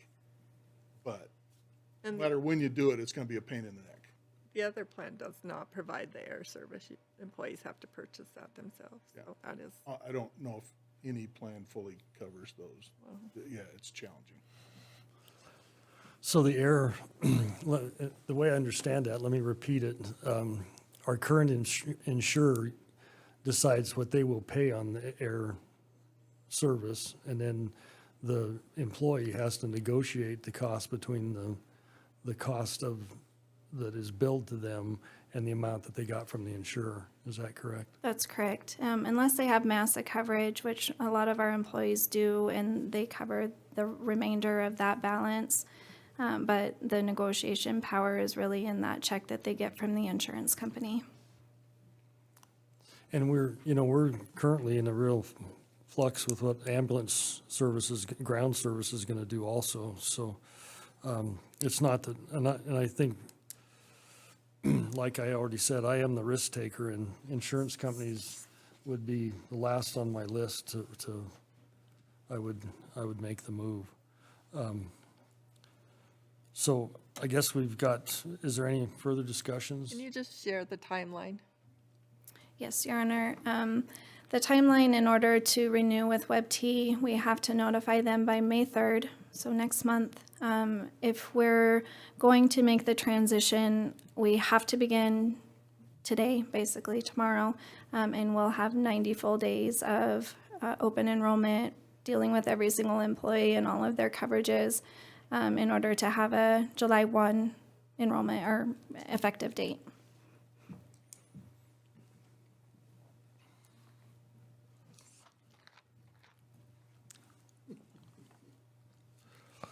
Kyle, it's not funny. Yes, it is. It is hilarious. Because I am not going to vote on it because it doesn't affect me. I understand what she's saying, and her plate's full, and you're asking her to bring up an extra lunch and a dinner while she's doing it. So that is hilarious. And yet, I understand what Mike is saying, because they do that on purpose to build pressure to make you make a decision.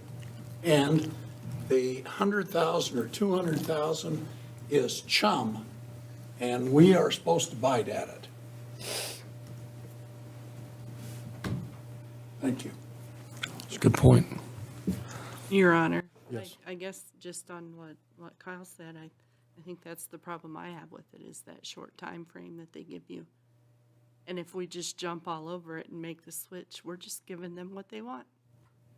And I have a problem with that. I don't think it's right that they do that.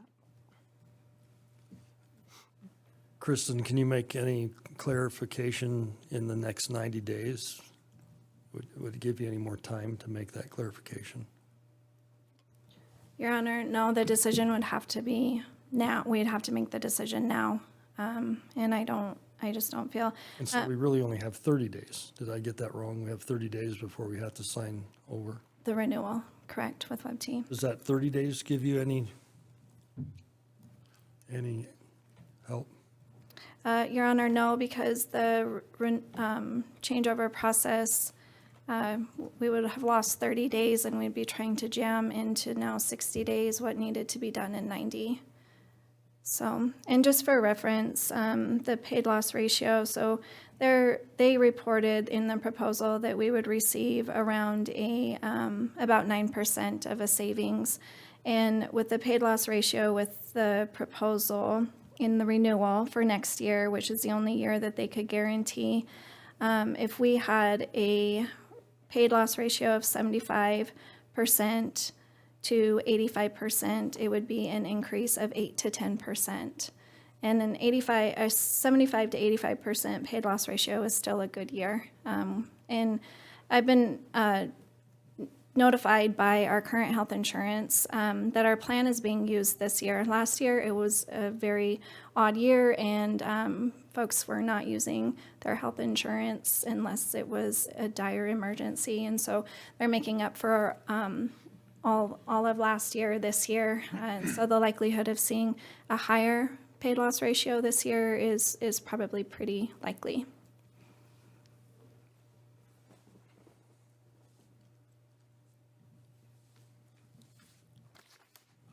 I would like to pick up the savings, and yet I trust Kristen's judgment, and so that's where I'm going to go. And so it's time to call for the vote. All in favor, say aye. Aye. Aye. So 3. All opposed?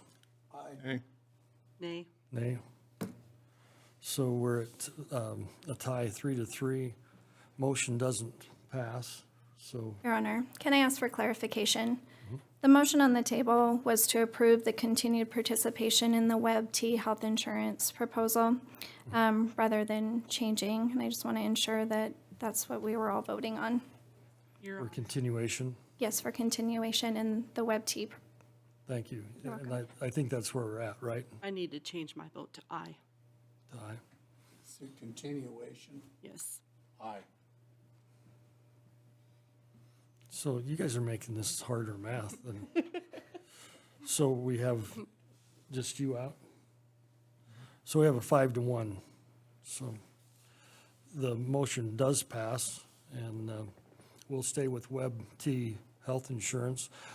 I agree with Councilman Bailey. I would like you to, and I know you've wrestled with this. This is not news to you, is it? No. And I appreciate what you do.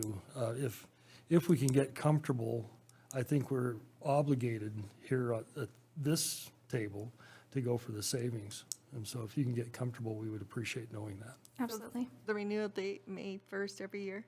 Yes. Thank you, Kristen. I appreciate your hard work. Thank you. So now we move to item 20, and it's a waiver of building and permit fees for the Riverton Medical District.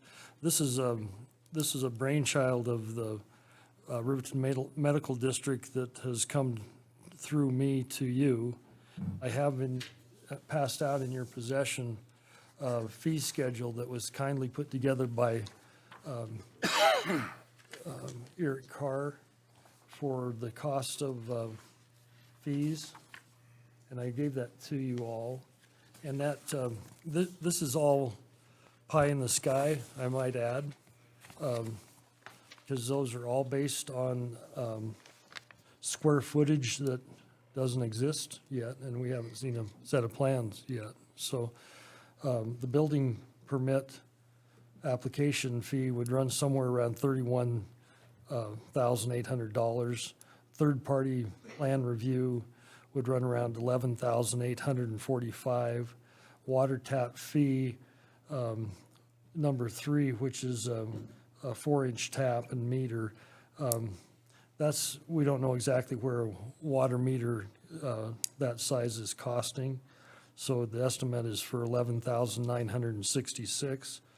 A 4-inch water line is number 4. The number 3 was I don't have the size of that tap. Can anybody help me here? Do you know what the size of that, the initial tap to the building would be? Are they both 4-inch? That was the assumption, yes, Your Honor. Okay, thank you. And so then we also have a sewer fee that is $48,823 for a guest estimate of somewhere around $63,209. Now, Mia in staff came up with the $1 million question, in my opinion, and she's right. If we do this for one, do we do it for all? Yeah, I think that's a fair question, and I think that has to be handled here on this table. I can't remember in my long history in Riverton of a building being built in the $35 million range. And so it doesn't happen very often. And so what we're really trying to do is, and I think we've tried that on every level, is to try to be supportive of this hospital group. And in the total of those fees, before I leave them and move on, the $11,845 for third-party plan review is probably going to take place and cost that amount. And so the city would have to collect those dollars no matter what to pay for that third-party review. And I think that's a subject that we can come back to, but I think we ought to leave that intact and leave it alone. And so what my suggestion is, the Riverton Medical District is finding themselves a little bit short on funds to secure the loan from the USDA. And this would be a donation in kind to that effort. And I would suggest that we do it in the amount of $45,000 to $50,000. Councilman Bailey can speak for himself. I had a discussion with him, and he has a number that he likes. And so I think this is, if the hospital isn't built, we have lost nothing. We haven't given anything away. If the hospital is built, I think there's also the chart that I passed out to you. We were able to go out and Mia's help. I would like to give her and April all the credit. They stayed late in short notice and pumped out some figures for you. A building of this size with the fees that would be charged in a year's time could, we went back to the year 2008 and looked at a similar building, could range as high as $48,978.99 and down to $16,554.64.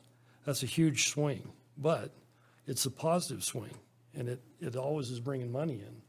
So if you divide the 50,000 donation by either one of those, you pay it back in 1 year, or you pay it back in 4 years. And so I am an proponent of this, not an opponent. I believe that this is a way to go and encourage businesses to come to Riverton and to use our facilities. And through the consumption of the product, we will generate. The hospital will never come off the system. They won't be able to. They have fire protection. They'll have to use the city services. And so I think it's a good move, and that's why I bring it to you, and I would look for further discussion and information from the. Your Honor, I just want to disclose I'm part of the Riverton Medical District, but it's all volunteer. There's no financial gain in any of what I do with it, so. But it also will bring in other businesses in the area that the hospital is being built. And when you talk about if we do it for one, we'll do it for another, the current hospitals in our county have some, with the previous sales of the hospitals, they have some benefits of being different taxes waived for them currently. So it's not just this project that would have some kind of other support or waived fees. And so I don't mislead you. Mia was kind enough to go and look at some other buildings that were in that same category, same situation, and instead of it being a decrease in usage, it was an increase in usage. And if you turn to the second page, you can see that went in 2008 from 1,556.84 up to in 2020 to 2,835. So it isn't necessarily a reduction in time, it's a reduction in service. And so I think it's an opportunity to help us push forward and get a big project. That project would be located to the north of Walmart in Shoshone Business subdivision, and all of the information that I've been told is if and when they do receive the go-ahead and get money sufficient for their down payment, that building would commence, and we could possibly have that is in 16 months to 24 months. And so I see that as a real positive. The staff that would be brought in with this is a different type of hospital, I think needs to be pointed out. It isn't a great big sprawling hospital. It's a 25-bed hospital, I believe. Is that not correct? And so it's a smaller hospital with a smaller footprint and maybe more adapt for today's hospitals. And so I'm comfortable in that suggestion. I would entertain any thought from the rest of the council. Councilman Bailey. I guess to me, I don't have any problem having the city do some support in this project. The challenge that I think we have to look at and we have to figure out correctly, because we don't want it to come back and bite us in the future, is if we do this for them, then the next project that comes around, we have to do the same thing. So I think we need to come up with a specific, criteria, program that we're going to implement that, if a business is coming to town and going to generate X number of jobs or whatever we use as a criteria, that we would waive X% of these fees maybe. And I agree, I'd rather have them spending $16,000 a year on utilities than not be here at all. I think that's a positive. So, I mean, that's an investment in the future revenue that we're going to get by them using those services. But I don't think we can just waive all the fees for everybody in the future and make this economically feasible. We're going to have to raise rates somewhere else to make that up, because, and we don't get a lot of that size buildings going on, but if somebody was going to build a 10,000 square foot building and do something that was economically positive for the community, it would be reasonable to say we're going to do the same thing there also. I know when I did my remodel, I had to have a new water and sewer service, and I had to pay to get that put in. So is that really fair? Not really. I guess maybe we could make it retroactive and I could get a refund. That would be awesome. But I think we have to have a consistent plan so that we're treating everybody fairly, and whether they're a hospital group or a company that's going to come in and put more people to work or whatever the economic development type positive aspects that would be, I think we just have to do it reasonably and fair to the city and fair to them and fair to the other citizens that are paying the bill. So, I'm not familiar, and maybe you can answer this when. Just give me just a second. Let me do this. Let me get the motion in place. We don't even have to have the discussion if we can't get a motion. So the chair would entertain a motion to approve the fee waiver for any building or permit fees for the city, for the Riverton Medical District. So moved. Second. So Kyle has the motion, and Lindsay. Can you cough when you do that, Lindsay, so I can keep in the game? Sure. Something. So we do have a motion, and now we're at discussion, and I totally agree with Councilman Bailey. I think he's right in that analysis, and we want to be fair. And so is there anybody else that has a solution? Your Honor. Kyle? I understand what Mike is saying about building is building and feeling that he didn't get a fair shake, because he didn't. That's the way life is.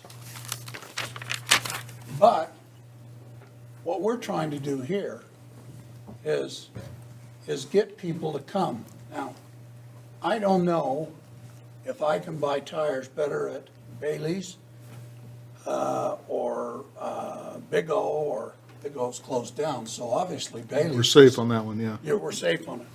But what we're trying to do here is, if you see this, you see that Sage West usage has gone down from 50 down to 16, but the auxiliary, the support group, has gone up.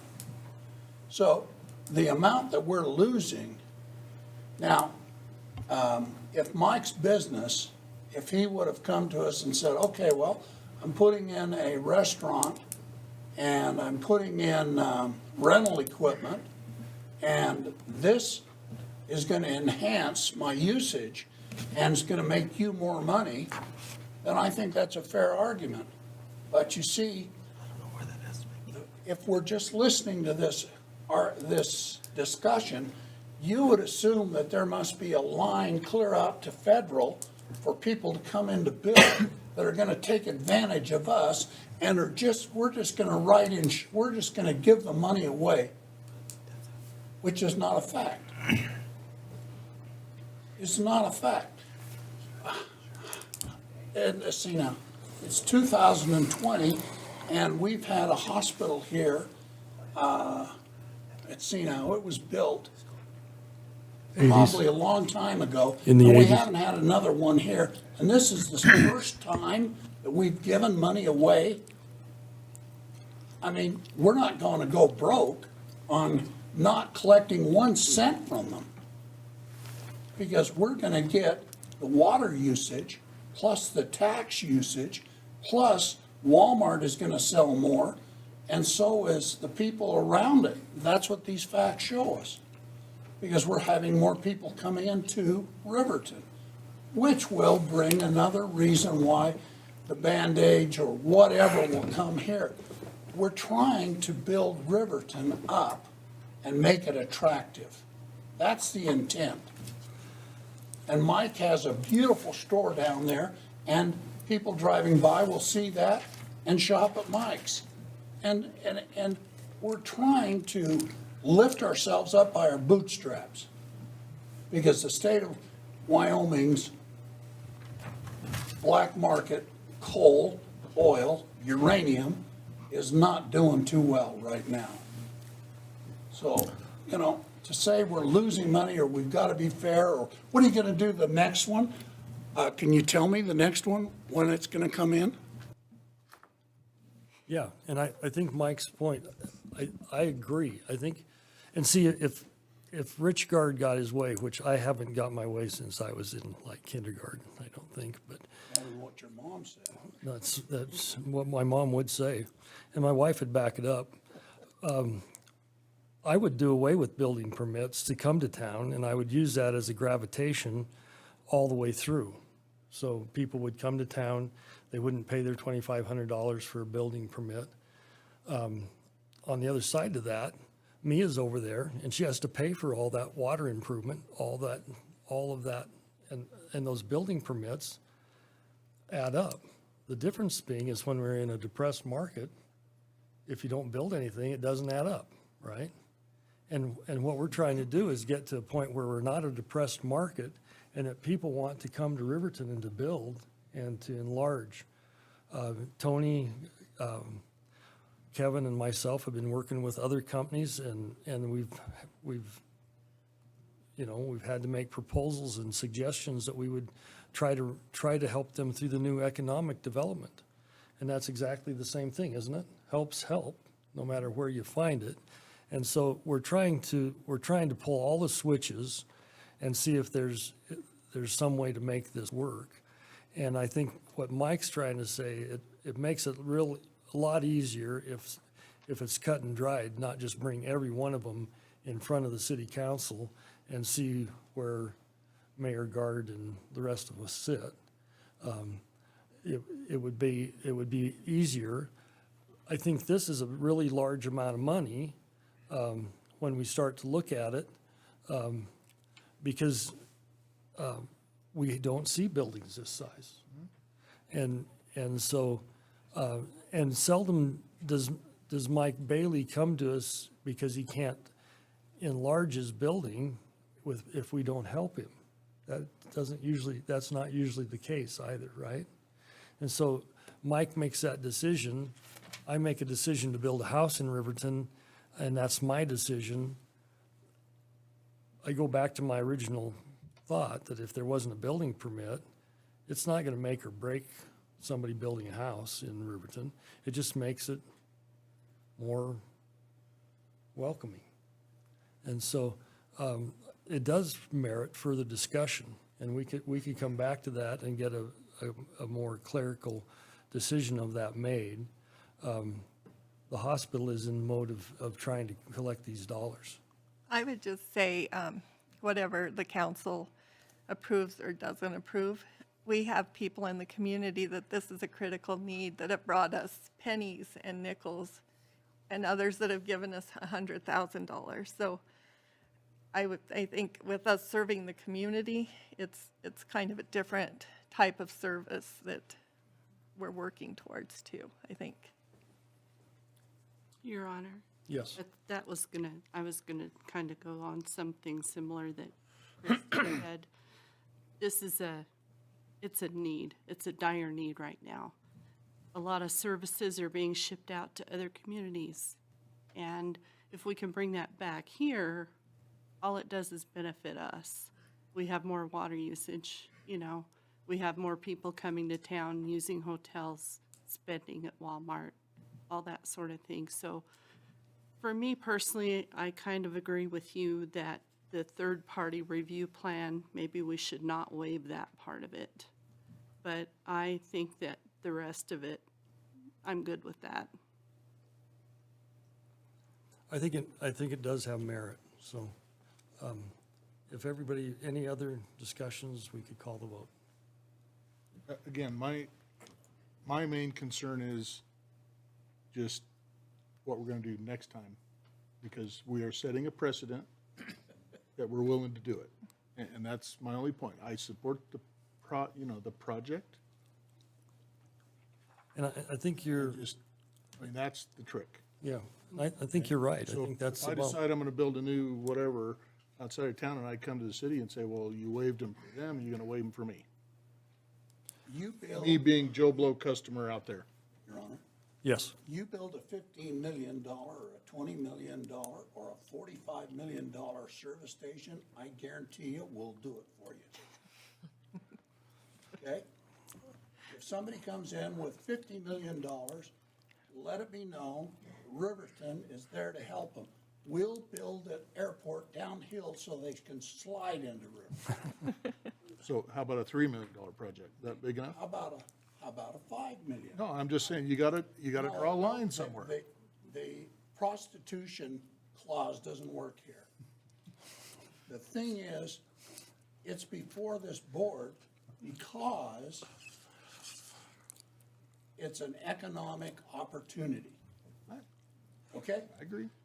But 6 years from now, when we decided that the Green New Deal didn't work and we need to put in uranium and get those coal-fired, smoke-blowing items back online because everybody's cell phone isn't being charged, that's a different time. And we won't be here. They'll look at that and they'll say, hey, we've got so much money, we don't know what to do, and you're gonna have to pay your way because times have changed. And that's why we're here, because we choose that we're gonna help people coming in. And we're not excluding, because our population in Riverton isn't 35,000, and we're choking, and we're deciding who could come and who can't come. We're not in that position. So as soon as we get to I'm not arguing with you, 35,000, I'm arguing on then your the side. 3 million, no way. I'm not gonna help you. For 3 million, 15 million, I'll help you. Lindsay? So, Your Honor, I agree with Mike in that we need to come up with some sort of formula. With this project, it gives back to our community 100%. I mean, none of us are arguing that. We'll just have to take into consideration what each project is giving back to our community and going by that and set something up to where we work out how many jobs and what it's doing for the community. And this project, saying we're giving them all of this or some of this, we're also considering what they're giving back to our community and our healthcare and our families and jobs and people coming in and buying gas. We want people to come here. And so this project is bigger than those because it's giving back so much. I just have one other thing outside of this specific project. When IDA Inc. and other people are trying to get people to come into our community, what is their process? How do they entice them to come? Do they have financial benefits, or do they do waivers, or do they have a process? Now you poked the bear. Tony? Would, for clarification, Councilwoman, you're asking when IDEA Inc.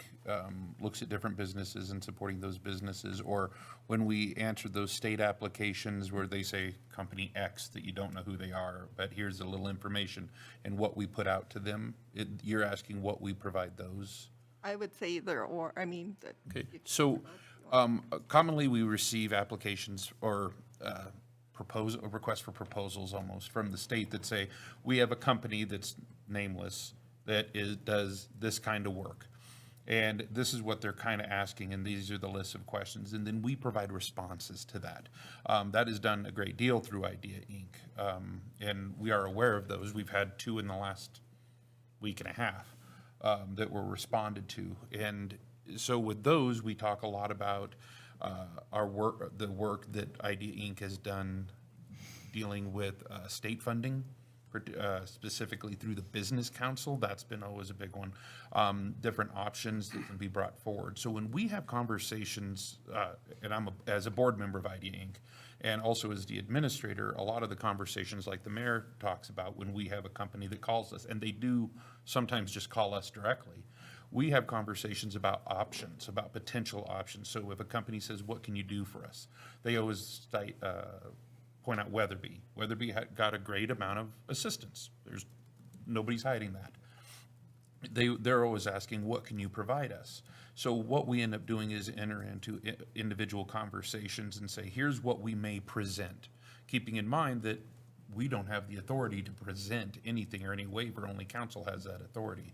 So, but we do have those conversations about what we might offer, what their particular needs are, what their particular high points are. So we do that. And then we talk about all the different funding mechanisms that are available for them to apply through, such as the half cent for economic development is the newest one. So when anybody calls now, we say, hey, this money is potentially available. You can make an application to this board and council can consider it. If I'm answering your question, it just kind of depends on who's coming and what they're asking for. Because you could have a company with 100 employees that asks for $50,000, and you could have another company with 10 employees that asks for $200,000. It just depends on what those things are. If that, it's not a very definitive answer, but it really depends on the applicant. So it's kind of like what Kyle was saying, we don't know who's, and we don't know. I mean, it has to be specific to the situation. Yes, it depends on what they need and what they're looking for. I think we need some help. How do we, these, like I stated in the start, these are estimates. You're fairly comfortable with the estimates, or they should stay true? You're not comfortable? So, No idea. so we really need to have some kind of latitude that we don't over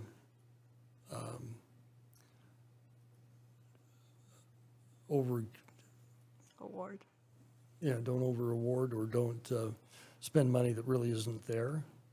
And yet my point to everybody is if they don't build, we're not on the hook for anything. And we're there. Kyle?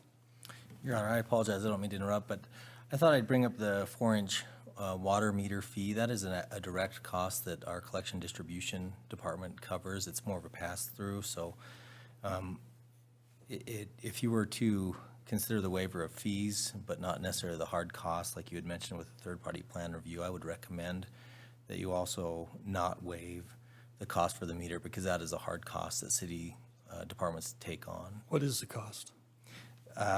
This estimate, I just am seeing it now, it's $2,700 is what was put in there, but I could verify that.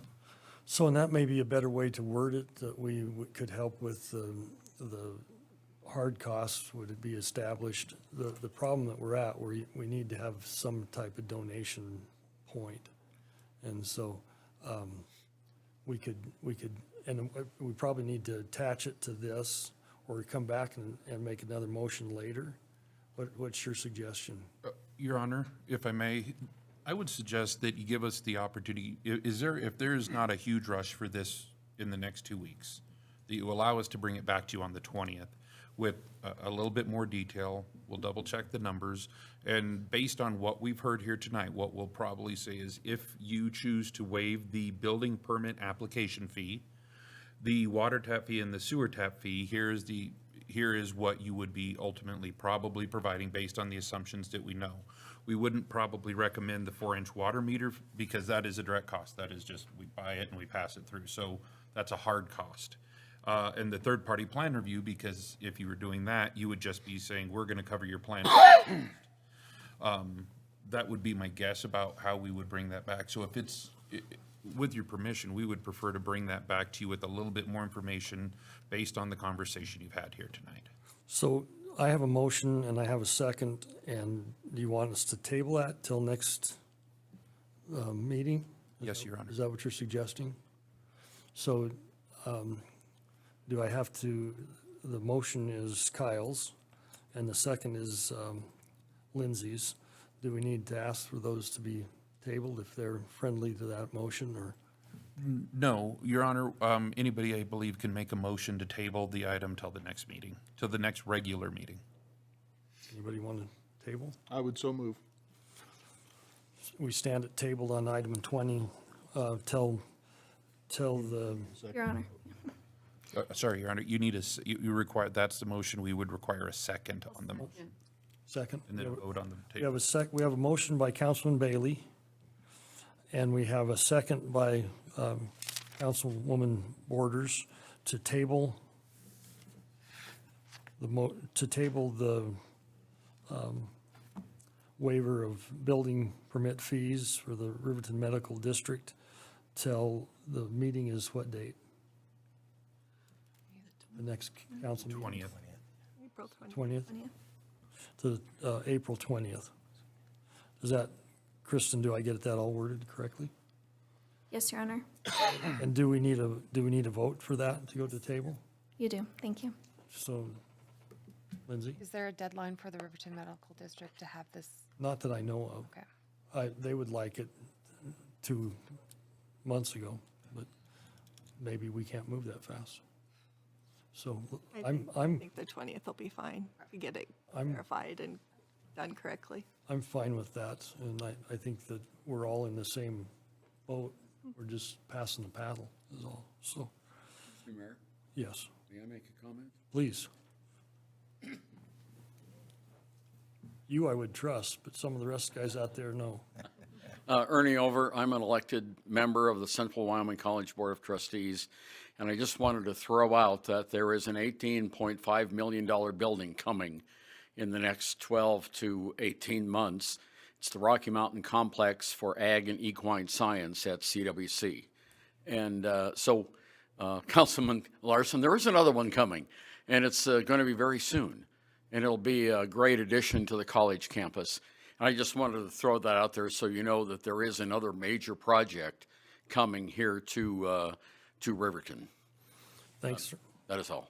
thanks, Ernie. You bet. Appreciate I it. think the difference is it's got state funding attached to it, where this project does not. Well, and yet here I sit, I'm I friendly like to, the option. I'm friendly to the motion. I want that facility also. And so I want to push that forward every chance I get, and that's where I find myself. And I think this is a positive conversation. Your Honor, Councilmember Salisbury, half of the money has been raised without state funding. So we do have a project that has $9 million of funding that comes from our foundation and from other avenues and other grants. So we do have a considerable amount of non-government funding in the project. Ernie, will that also have a 4-inch line? And will that be using the same amount of water as this $45 million project, which is a hospital versus animal? Mr. Mayor, Councilman Larson, I don't know. We haven't gotten into the weeds on the architectural drawings. What I can tell you is that we will have a new agricultural program up there. We'll have a meat science lab. We'll have an equine arena and a cattle show ring and classroom space. I don't think we'll probably use as much water as the new hospital does, but we will let, when the architects tell us what we need, then we'll know. So That's- do you anticipate that you're gonna come to the city and ask for assistance? No, I don't know what the college is going to do. I'm just letting you know there's a big project coming. So your answer is no, they're not gonna come to the city for assistance? No, that's not my answer. I don't know. And, Yeah. and I think, I think this is the consensus of this group. We want that arena, and we want to help. And if a waiver helps, I think that's what. We're here to help. That's what we're here to do. Right. And so, maybe it's a giveaway, and maybe people will call and tell us that that's a bad idea. But right now, I think that we gladly welcome the horse arena and anything that it can do for us. And that's not even touching the improvements we would like them to put in streets and roads. And so that's how this really does work. We all scratch each other's back, and when we're done, we look down and we have a great asset added to the city of Riverton, and a new road and lots of things added, and that's what it takes to make those things happen. And that facility would be located directly west of Roy Peck Field, the baseball diamond. So it'll be on the north side of the campus. If you could get them to throw in some batting cages for baseball, I'm really in. Well, you know, we just expanded our athletic programs to add soccer. This is the second year we've had soccer. It brought in 50 new students, which helped our average daily membership, which helps fund the college through the tuition that we get from those students. So we're looking at other things too. So CWC, by the way, has the most athletic programs of any community college in Wyoming. As you know, Sheridan College got rid of all of theirs except for rodeo, and other colleges are downsizing. But we're trying to make a great campus available for students and activities. And of course, you're very familiar with the basketball programs. Well, and actually, I've petitioned the college to look at baseball. It would be a great add to our college if we had that, and we're right in the right spot for it. Well, we have a field. The Peck Field sits there unused, and It's on college ground, yeah. just Legion uses it, and it would be really a great idea if we could move. So I might get slapped by the administration for saying what I said tonight, but I just wanted to let you know there is another building coming in Riverton. And Which will we be hope great. there's many coming. Yeah, so do I. All right. Any other questions, comments? We appreciate you. Thank you, Your Honor. Thank you. So we digress. We're back to a motion now to table. The motion is Councilman Bailey's with a second from Councilwoman Borders to table till April 20th and wait for further information from staff. All in favor, say aye. Aye. Any opposed, say nay. Thank you. We're down to reports and comments. Christie, could you start us off?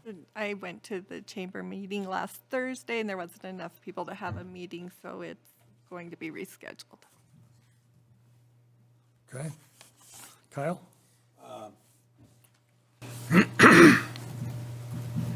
Airport meeting, I think, is coming up this Friday, am I right? Next. And as far as I can see, we're on projection to break the 10,000 mark if we don't have another epidemic or virus or some masking thing. And we finally got the full name of our airport done. And I think that Kyle has done an excellent job, and the FAST people are doing a great job getting that airport where it should be. And it's just one of many things that Riverton is doing right. That's all I have, Your Honor. Thank you. That airport meeting is Friday at 8. Is that correct? Your Honor, it would be next Friday, not this Friday. Next Friday. It's the third Friday, isn't it? Yeah. Thank you. Michael? Okay, thank you. The only thing that I have gone to meetings for since the last time we met, which seems like forever ago, but this is one of these 5 Tuesday months we had last month, so. But I have been attending the Riverton Ambassadors Group, who are working on, bringing a lot of activities, which we've talked about.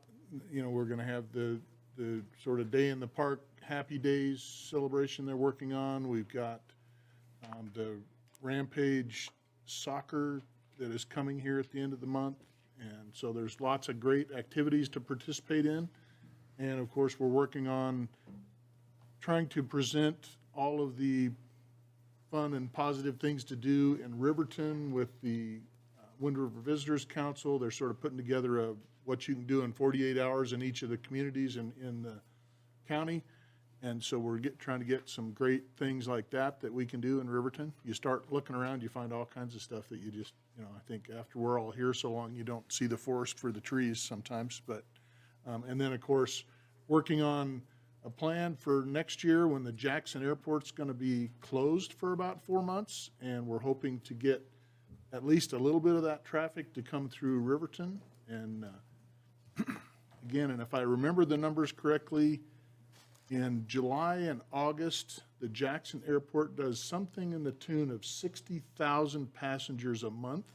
So if we could get 10% of that, that would double the amount of people we had run through this Riverton Airport easily. So I think that's a great opportunity for Riverton to, show our stuff a little bit, and, maybe some of those folks will come back and spend their time in the Wind River country instead of overpopulated Jackson Hole. So that's all I have. Thanks. Thank you. Lindsay? I haven't attended any meetings since our last meeting, but I did have a chance to tour the facility on Monroe with Kyle last week and get to meet some of the staff down there and get a little walk through and see what was going on down there, and it was pretty fun. So that was a nice part of my week. So you got to tour the shop building? Yeah. Where's the rest of us on that deal? Offer stands, Your Honor. We'd love to take anybody. Okay. Your Honor, I haven't attended any meetings.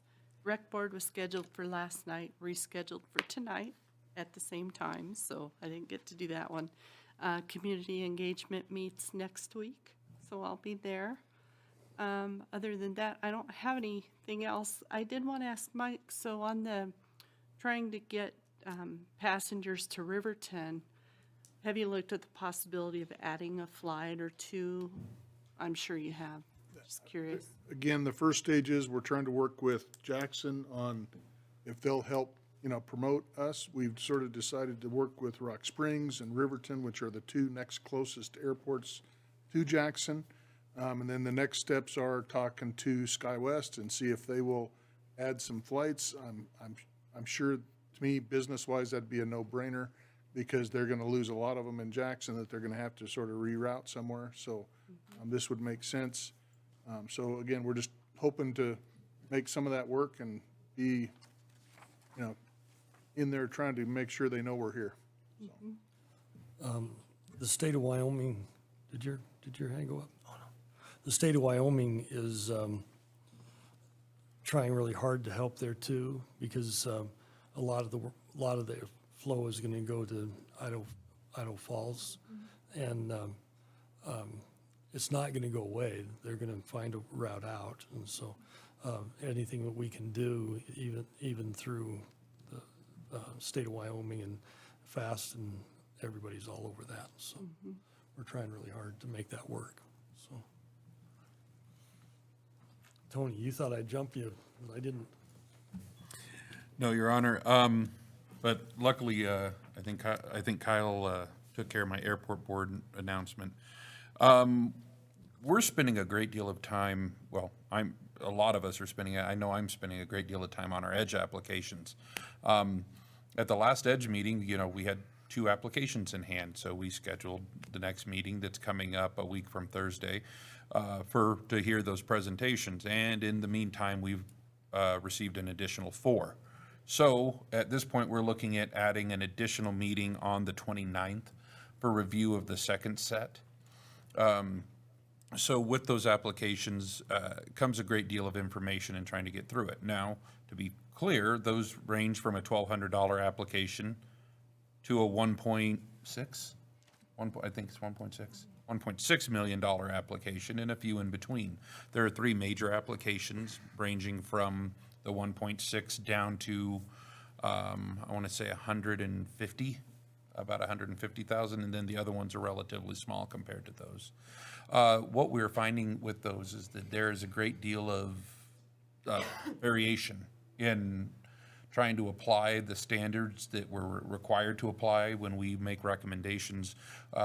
May prove challenging on some of them, and oddly enough, some of the smaller ones, just simply because they have to line up with certain things. However, the group will hear those this month. Edge Committee will hear those this month, and then ultimately make their recommendations associated with all of that. One of the big questions that council will have to consider and that the Edge Committee will have to consider is how much money to allocate. We haven't even, I mean, we don't have money in hand right now. So anything that would be done with the eye on the future. However, there's also the need to have a conversation about the money you keep aside to talk about the business. So a lot of our conversation this evening has been about how do we incentivize businesses that may want to come here?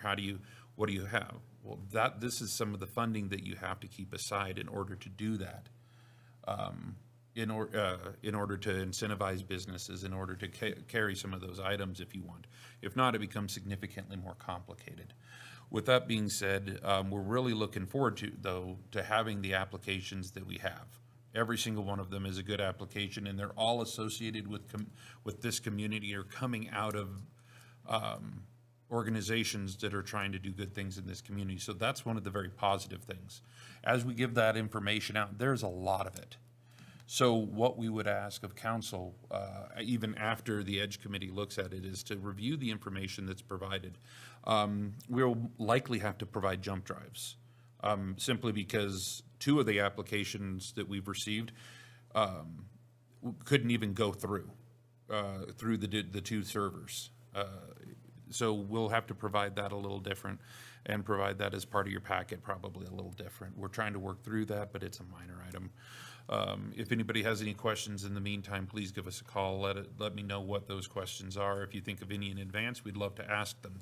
The questions are going out to those particular groups tomorrow that are going to be heard, which is Riverton Medical District and Boys and Girls Club will receive their questions that we've kind of put together as some initial questions to answer before the meeting. So again, if you have those, let us know so we can make sure we answer those in advance. These projects some of them are relatively significant. Any questions on Edge? That was a very quick overview of what we're doing. Force will meet on the 11th in the morning. It'll be at 11 a.m. Contracts for services is coming up. That's your other big one right now. As you know, that we provided contracts for service discussion. That application process has been, that deadline has passed. And I believe, if I'm counting right, we've received 11, hey, I got it right. 11 applicants this year, totaling, I think, about 275. Yeah, about $275,000 in total application. Last year, we gave, I think, a $211,000. So it's about $60,000 higher than we had before. We have some new ones, and we have some that didn't apply. That changes. Some are very consistent. So we look forward to working through that with you. The groups have been asked to provide videos this year. When we did this application process, initially, we did not know what today would look like.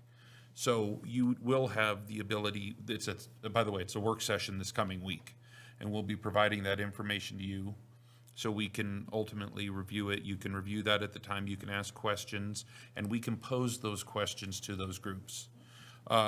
Ultimately, then at some point, either at that meeting or as part of the budgeting process, we'll be working through what those awards are going to be. Keeping in mind that usually staff provides a recommendation of a dollar amount and even recommended dollars to those particular lines, but we usually go through those and say, here's what we want to add, and that's what we put in the budget. So if anybody has any questions about those moving forward or during the process, please let us know as soon as possible. It helps us get in touch with those applicants in advance and gives them half a minute to answer those questions. And the final item, Mayor and Council, is that with your declaration of a vacancy, we'll be advertising for 3 weeks for the vacant council seat that was vacated by Councilman Rota. If anybody knows anybody that lives within that ward, a letter of interest is all that is needed. It can be forwarded to myself or the city clerk, preferably the city clerk, because she's better at keeping that in order than I am. But ultimately, that they can apply through City Hall. If they need help making that application, they're welcome to call us. We'll happily help them. After that, you will get to go through that. Some of you have been through that process more than once. And hear interviews with those applicants. Some of you have actually been part of that process. Go through that process, ask the questions, and then ultimately vote to replace that position. So with that, Your Honor, I have had plenty to say. I thank you for your time. That's all I have. Thank you. I was just going to ask you for the details on Councilman Rota's replacement. I appreciate that. Anyone interested, please get us the information. I'd like to thank Councilman Rota for the hard work that he put in again. He was always there and always willing to work, and I appreciate what he's doing. I wish him the best of where he's at. Since we last met, we had a FTAG meeting in Du Bois. I went up for the FTAG. Tony went up for the Wind River Visitors Council meeting in the morning and stayed through FTAG meeting. That FTAG meeting starts at 1:30 and runs till 5. It ran a little longer than that, about 5:30. Really good meetings. The Wind River Visitors Council was a great meeting. We had 2 new representatives there, and I'll get to that in just a little bit. Since we met, there was 8 CWC basketball games, and I really appreciate those. I appreciate the turnout that comes to CWC, and they're under the same problem of how many people can get in, and so we're all working to try to improve that. I mentioned the call with the fire marshal, and I appreciate his efforts. I appreciate the opportunity to work that out and visit about government crawl. And then one of my most interesting calls in the last 2 weeks is I had a call about bed bugs. I didn't know the mayor handled bed bugs, but it appears I do. And so that went through really well, and we took care of that, and things are well with the bed bugs. I had another interesting phone call from Chief Murray. He called me and said, you know, there's a fire south of town, and I think I'll send people to help. And he didn't have to do that. That was out of town. And I just think it's really important to point out that we have really excellent city staff that doesn't wait for the fire to hit town, but proceeds to go to it. And I appreciate the willingness to see that and to call and tell me that you're going, and I appreciate the willingness to help there. Yes, sir, they did need help too. It was a pretty big fire. Yeah. And I saw it in the paper, and I went right out after you called me, and I watched it from where I was. I didn't go out, though, and you were braver than me. So I appreciate you and your force willing to cross the line and to go and help. That's really important. Also, when I made a call and I talked to the council, I appreciate the council being willing to talk to me and discuss things. And Kyle suggested to me I was gonna bring in the different buildings in town so we could see how much revenue those buildings bring into the city of Riverton. I think lots of times the water billing department for the city doesn't get enough credit. They handle in excess of, you may have to help me, but around 4,500 billing processes for each month to 4,900. Yeah, it's about 4,900 customer.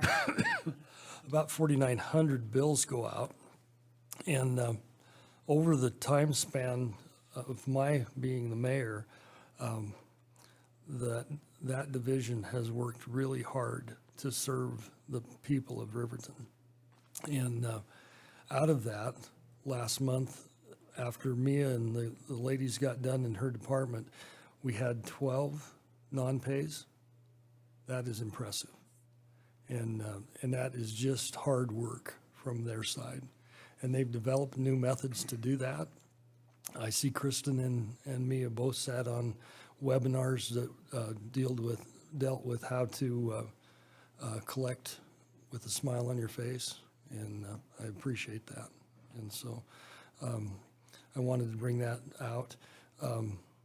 Kristen, in her support, works extremely hard, and she cares for that insurance program. She isn't like Councilman Bailey and me, just always reaching for the fast answer. And I appreciate the effort, and I hope the employees see that on your side and the willingness to put your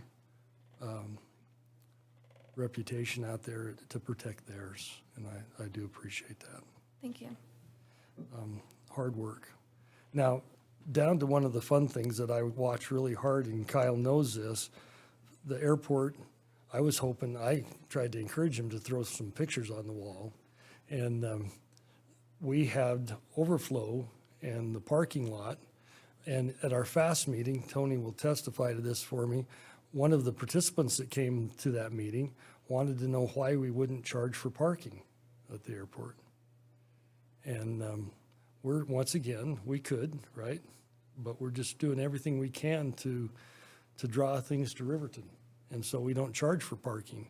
But this last week, spring break, had parking in excess in the overflow, which hasn't happened much in the near future. And so we appreciate the people that did go on spring break to use our airport and to park their vehicles at our airport. We really do appreciate their efforts. We also had a plane that was at capacity, 50 passengers, in just the last few days. I watched the feed on that, and Councilwoman Misty White out of Lander sits on our FAST board, along with Ernie, and if we didn't have those volunteers, we would be in trouble. That's where that starts from. People that aren't getting paid that come every Friday and make things work. And so the airport is doing its job, and it is bringing economic growth. I think the state of Wyoming estimated the Riverton Airport as a $20 million surplus to the state of Wyoming. And so that's a lot of money once again, and it's from things that we're doing here in Riverton.